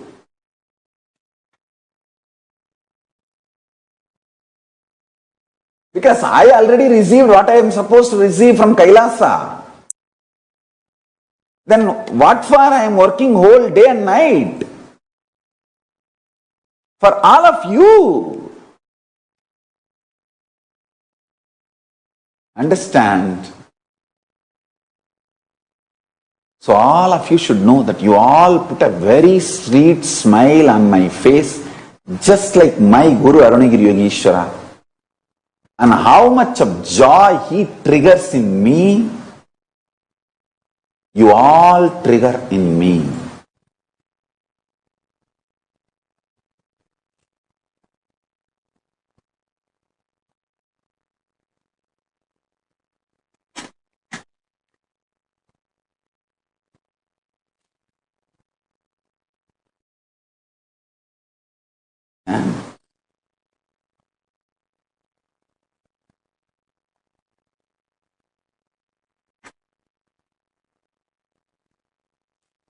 Sincerity, feeling connection with the Guru.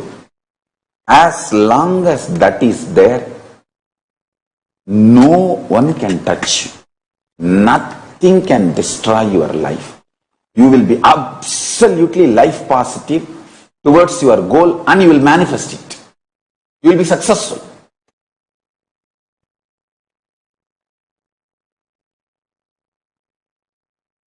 I am most productive in my life, in my mission. You can see I am only 42 now. By the grace of Paramashiva and protection of Mahakala Bhairava, I already made Kailasa into reality. Kailasa is revived.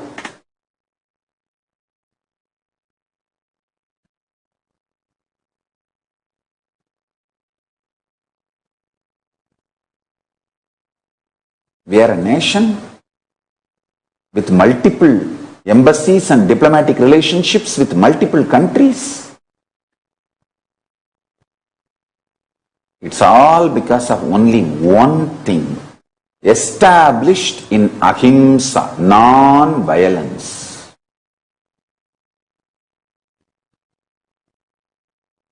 Absolute life positive. Go on contributing. Never get diverted by deluded demons and devils.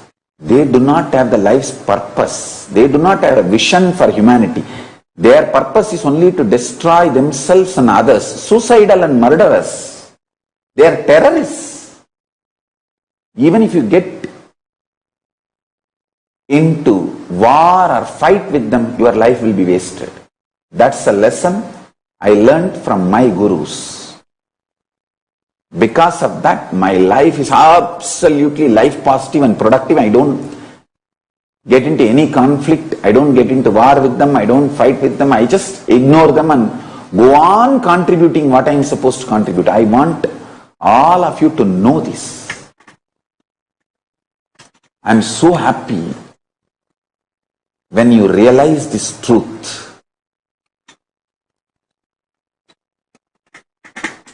Yesterday, one of my kids told me, yes, I have some anger, vengeance with some people, but that is not going to help me to fulfill my life's goal. Immediately I was so happy. I had such wide smile on my face. Oh God, now I know she will be saved. She will manifest what she needs to manifest in the life. She will be successful. When you understand your anger, vengeance, violence on others is not going to help you fulfill your life and manifest what you want, that's the greatest initiation, powerful cognition Paramashiva is blessing with you. Today, as part of I am Nithyananda Paramashivoham, I am Nithyananda Paramashiva, Nithyananda Paramashivoham program, Sarubhya Mukti. I want all of you to chant Mahavagya for 21 minutes and let's heal the world not only from coronavirus, COVID-19, all other negativity, life negativity. Let's heal the world. Let's release intense healing energy from our consciousness to the whole world and protect, heal the world, and protect the world. Healing and non-violence, ahimsa and healing. I tell you,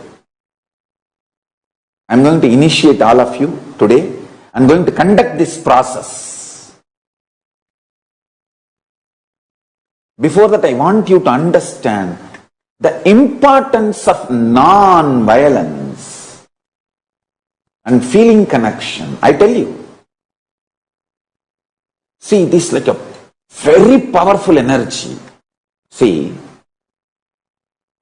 some of the devotees whom I don't even mention here, but they have such a strong feeling connection with me, just by one touch or one word they utter to others, the other person feels connected so deeply with me. I'll tell you one incident. One of my devotee in Karnataka, Bangalore, Adira Suresh. I want to repeat the name once more, Adira Suresh. Only she knows. Her feeling connection with me is so strong. She spoke to some devotee who missed me for many years. And they just got connected and came back to Biddi and they are now completely connected and they regained their oneness with me just by one touch of Adira Suresh. She is so strongly in oneness with me, the connection, her one touch reconnected the devotees who are years away from me.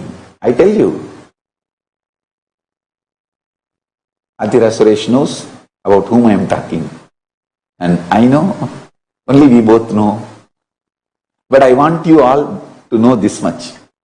Our feeling connection is so strong. And I tell you,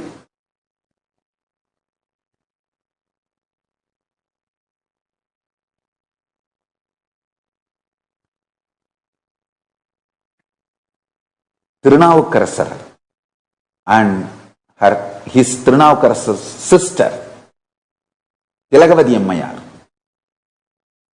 The Tilakavati Ammayar was so strongly connected to Paramashiva.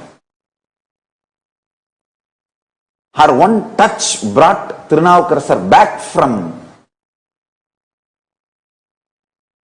his delusions and diversion to Paramashiva, back. Same way, I have many kids where sister, brother, father, mother, sisters, all attached as a family connected to me. When one gets diverted or deluded, if the other one is very strong, powerfully connected to me, for example, brother gets deluded, but the sister is strongly connected to me, I know the powerful initiation from this sister, brother will come back. Same way, a sister gets diverted, but the other sister is strongly connected to me, or the brother is strongly connected to me. I know this guy, this sister or brother's initiation, touch will bring that person back to me. Understand? Your strong feeling connection, inspiration is a power by itself. Today, you will all manifest my feeling connection with my Guru Arunagiri Yogishwara. In all of you, my sincerity to my Guru. In all of you.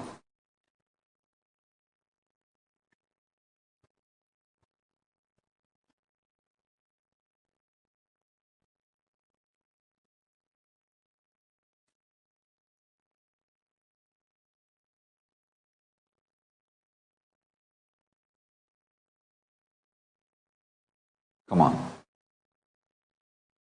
Essence of today's Satsang.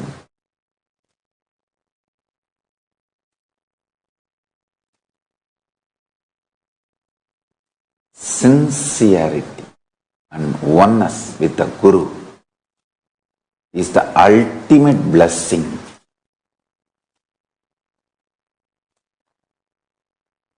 From the universe for our life.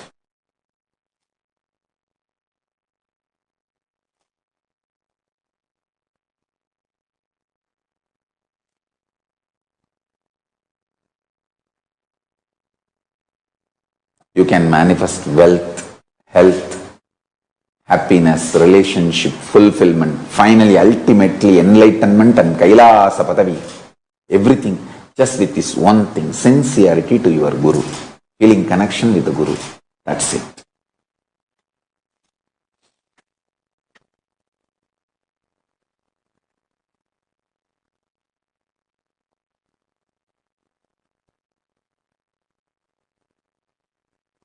I'll continue to expand how the non-violence can be applied in every level. And you can manifest all the best things in the life, and that's the best strategy to stop the Hindu Holocaust.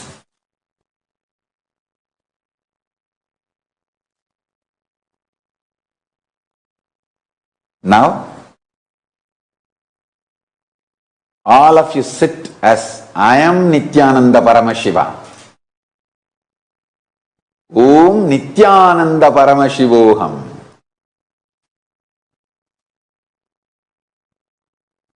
Paramashiva, myself, will manifest the intense oneness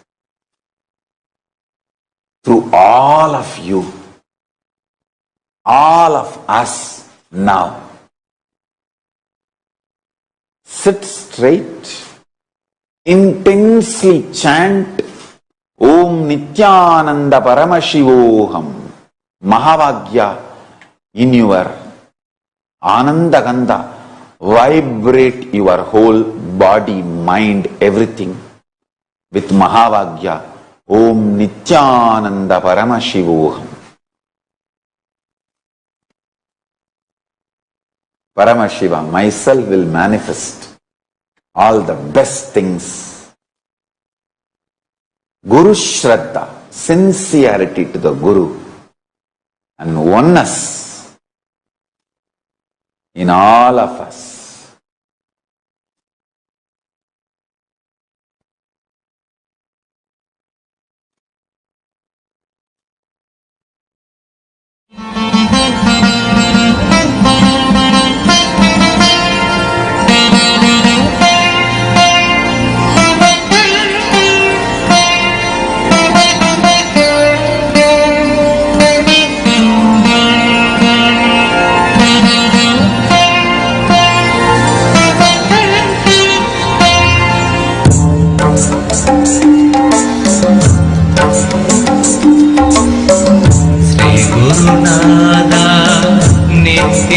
Nithyananda.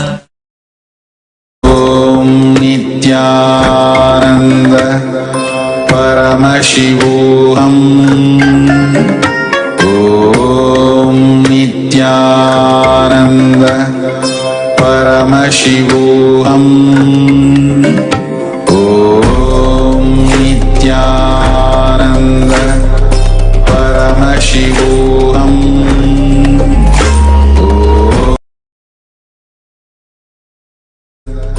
Paramashivoham. Om Nithyananda Paramashivoham. Om Nithyananda Paramashivoham. Om Nithyananda Paramashivoham. Nithyananda Paramashivoham. Om Nithyananda Paramashivoham. Om Nithyananda Paramashivoham. Om Nithyananda Paramashivoham. Om Nithyananda Paramashivoham. Om Nithyananda Paramashivoham. Om Nithyananda Paramashivoham. Om Nithyananda Paramashivoham.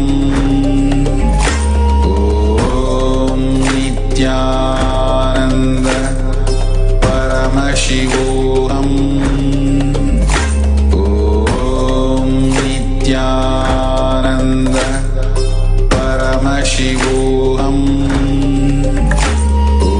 Om Nithyananda Paramashivoham.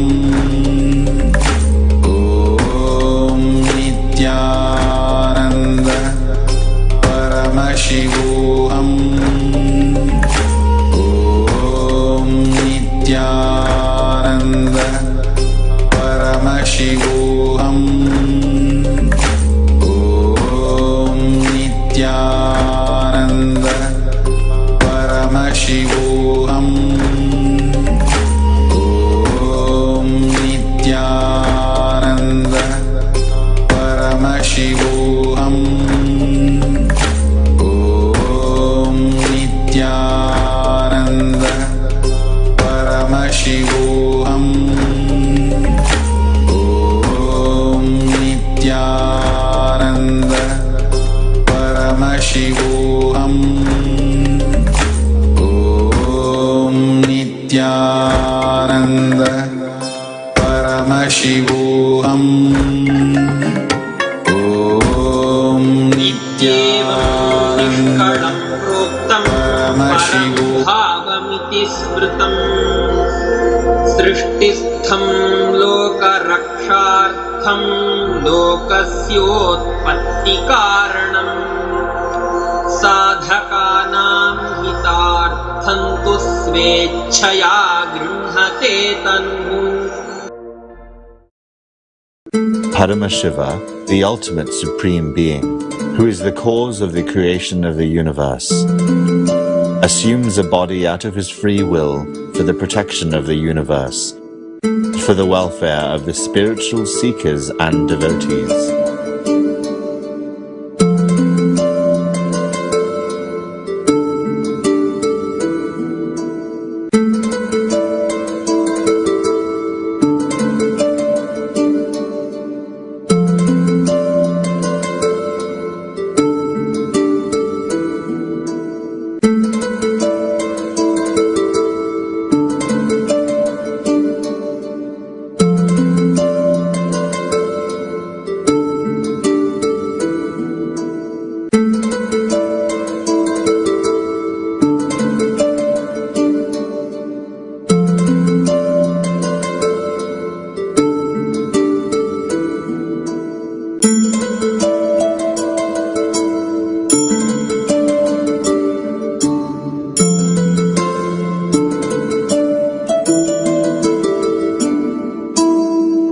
On July 5th, receive the direct blessings of Paramashiva. Be showered with his grace and offer your highest gratitude.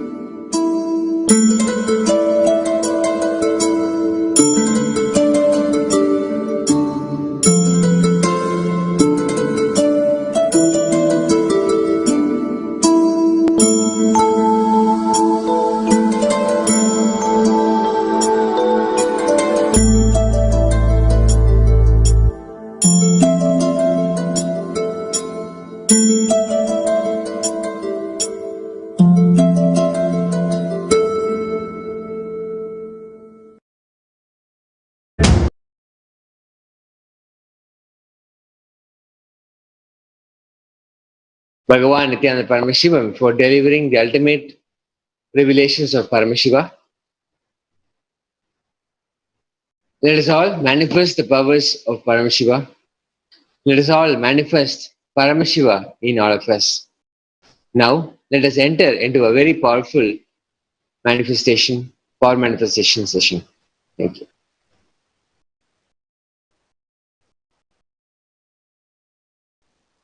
Paramashivoham Om Nithyananda Paramashivoham Om Nithyananda Paramashivoham Om Nithyananda Paramashivoham Nithyananda Paramashivoham Om Nithyananda Paramashivoham Om Nithyananda Paramashivoham Om Nithyananda Paramashivoham Om Nithyananda Paramashivoham Om Nithyananda Paramashivoham.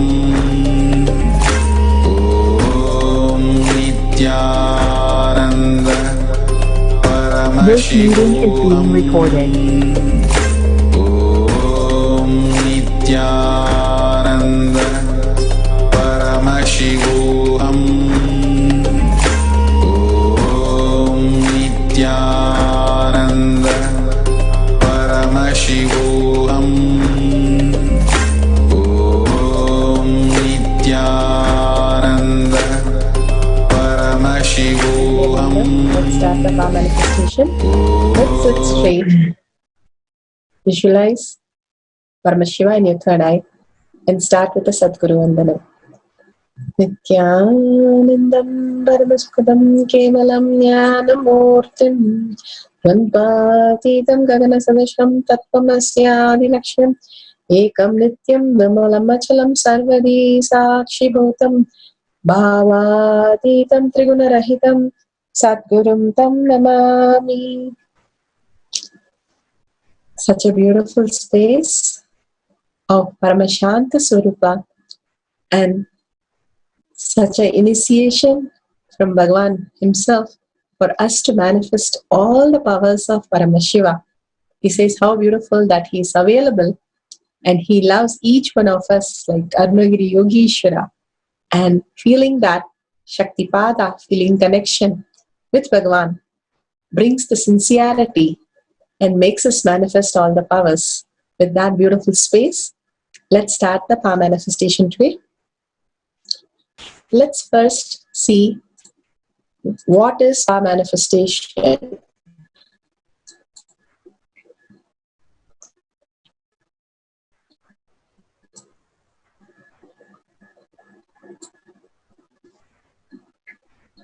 Power manifestation is nothing but a cognitive shift that can infuse powerfulness into action or state that we are in. It raises the frequency of our body and mind to ultimate powerfulness, Turyatita. Bhagavan beautifully says, contributing to others' life, making others' life as successful, makes our life successful. When we contribute, complete fulfillment happens. The higher frequency that we manifest by fulfilling others' reality completely fulfills our reality and raises us to the ultimate Turyatita, the consciousness state. Our manifestation is a way how gods and goddesses live on planet Earth. Bhagavan is teaching us the science of living as gods and goddesses. Who is Paramashiva?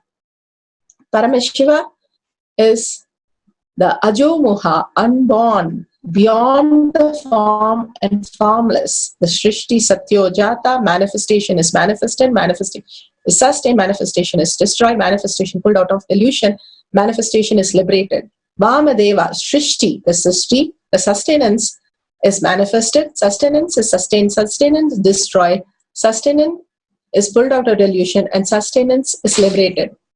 Regeneration.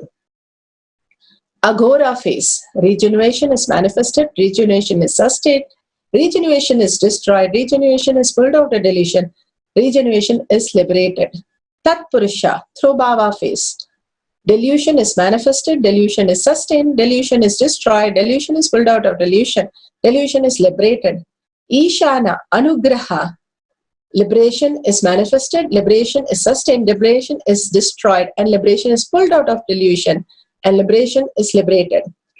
The Panchakritya is happening constantly as Big Bang and black hole, continuously bringing us to the existential reality. Paramashiva, who has come down as Bhagavan. His Divine Holiness, Nithyananda Paramashivam, is a survivor of Kailasha, the ancient enlightened civilization, cosmic, borderless Hindu nation. His Divine Holiness, Bhagavan Nithyananda Paramashivam, is an avatar from Hindu and is a supreme pontiff of Hinduism. He has made the science of power manifestation yoga temple-based university user-friendly to the modern world. He has survived the worst persecution in multi-level by anti-Hindu element. Kailasha, led by His Divine Holiness Nithyananda Paramashivam, and his nuns, monks, and his Hindu diasporas are working for global peace for superconscious breakthrough. His Divine Holiness Nithyananda Paramashivam, Bhagavan Nithyananda Paramashivam, is a founder of Nithyananda Hindu University, which has extended campus in 150 countries. He is 293rd Guru Mahasannidhanam of Shyamala Pita, Sarvanya Pita. So, for the scientists who time-tested and verified the science of power manifestation. Apta Pramanas are the avatars who land on the planet Earth to raise the superconsciousness of the human being. His Divine Holiness, Bhagavan Nithyananda Paramashivam, is this millennium avatar personal experience of each power manifestation. He plays the Leela of a human body and a human mind and ferociously breaks through and displays the superconscious breakthrough in a humanity. Bhagavan has initiated millions of disciples, devotees, followers into the science of power manifestation. Shastra Pramana. Shastra Pramana is today from the Sarvagnatma Agama, verse number 15. The Shastra Pramana for the power of quantum memory is taken from the Sarvajnanottara Agama, verse 15.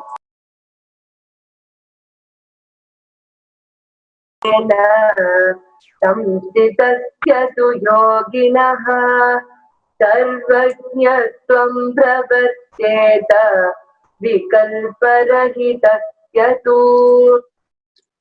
Beautifully in this Agama, Bhagavan translates, within such a yogi who established himself in absolute non-dual oneness with Lord Shiva, Paramashiva, who knows himself free from all sorts of differentiating notions, the exalted suprapower of all-knowing Sarvagnatva gets unfolded in all its fullness.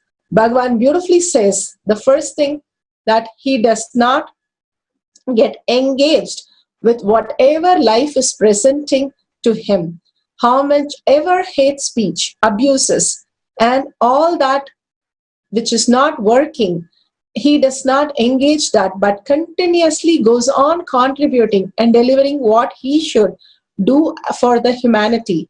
He raises the frequency of all the human beings continuously, irrespective of what's going on behind the scene, where continuous hate speech and assassination attempts and all kinds of abusers are causing problems for him to manifest his reality. He does not get engaged. By getting engaged into all these hate speech, you only get into the more and more violence inside you and project violence outside, and finally we land up in incompletion.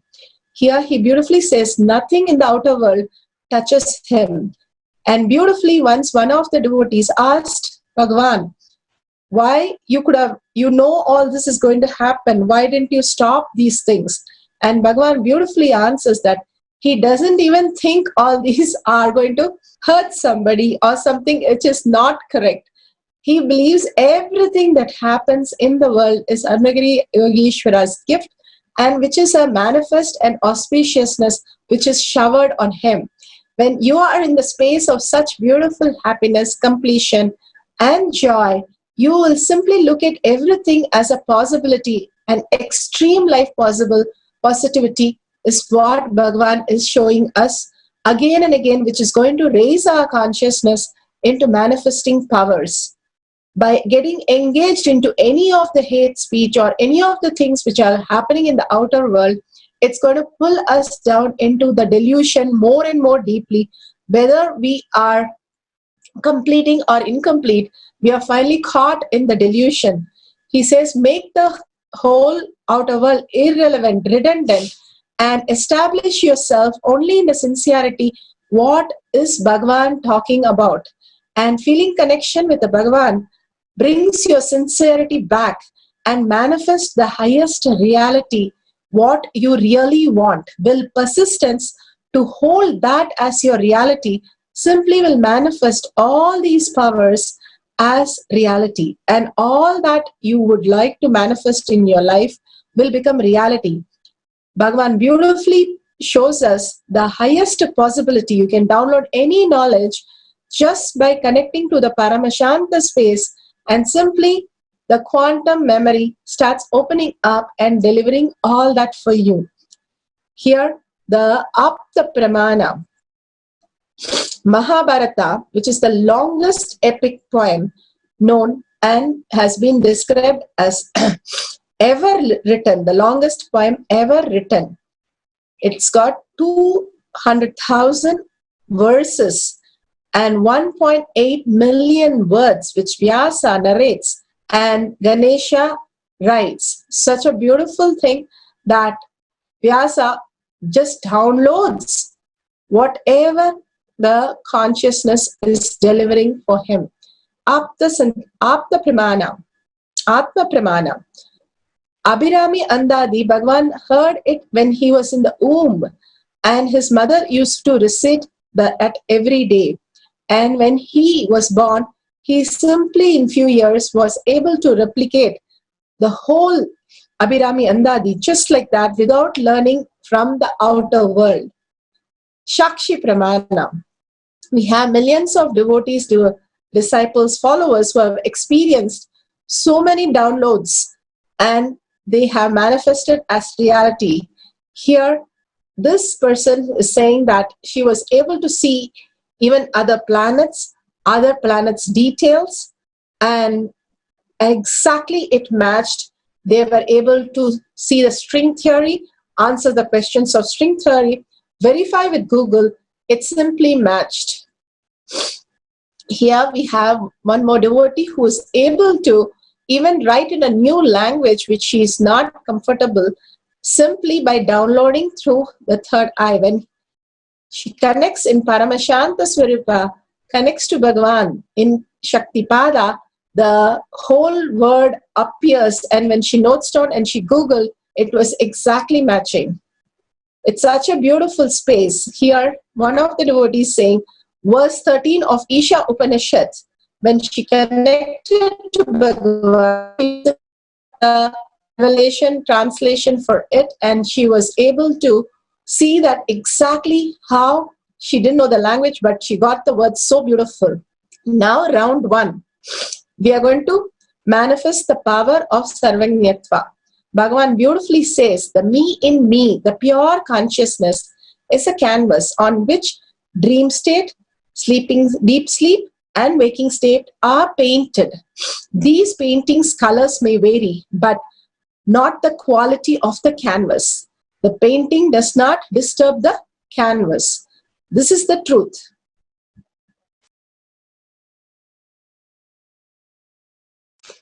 Here, Bhagavan beautifully says, this is the truth through which I manifest Paramashiva in me through all these 3 states. He doesn't say he manifests through you. He says he manifests through me.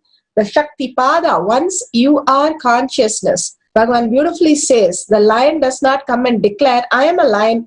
Bull, can you go and fight for me? No, it is very clear who it is. The minute it comes in, all the animals run. It knows what it needs to do. Same way, when you are established like that, very clearly, I am Paramashiva and I am going to manifest this power. I know I am manifesting this power. Have the will, and the will simply manifest as reality.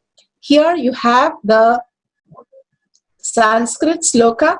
You can translate it, you can note it down, and we'll play the oneness capsule. After the oneness capsule and Mahavakya, please go ahead and verify the results that we will post it on here.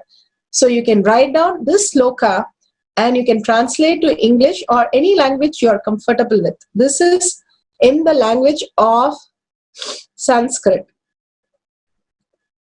Now, let's sit straight with head, neck and back in a straight line. Remember Bhagavan Paramashiva in your third eye. Every time you bring the awareness to the third eye, simply you manifest as reality. Absolute unclutching from the outer world. Outer world is nothing but puts you into again and again delusion and illusion. Complete completion and Tyaga, Paramashiva is your only space. Now declaring complete integrity, simple obedience. Integrity to who you are, the higher self. Who you are is Paramashiva. Declaring that you are, determine that you are Paramashiva. Not just verbalization, visualization, but you are in every flesh, blood and bone. You are Paramashiva. When you realize that, simply you will be manifesting as powers. The more and more you are living as Paramashiva and feeling connection with Bhagavan, simply you will be reflecting the pure consciousness into this body and manifesting as powers. Deeply chant the Mahavakya from your navel center. When you chant the Mahavakya, the Dvadashanta, the energy center, opens up and connect to the cosmic energy center. So, to raise the frequency, Bhagavan has given the passcode, the Mahavakya. So, now let us, I'll display that one more time. Let us chant the Mahavakya next 10 minutes. Make a note of this. We'll play the oneness capsule and you can translate the whole thing, whatever appears, note it down. If you can record it completely, it'll be really awesome how it just unfolds for you. You can see in the recorded video amazingly. Whatever comes, just keep writing. You will see simply you have translated these words so beautifully. Even if you get 1 or 2 words, it's ultimate how Bhagavan is manifesting through you. The Shaktipada happens deeply, you will manifest the reality. So let's start chanting. Om Nithyananda Paramashivoham. We'll play the oneness capsule now.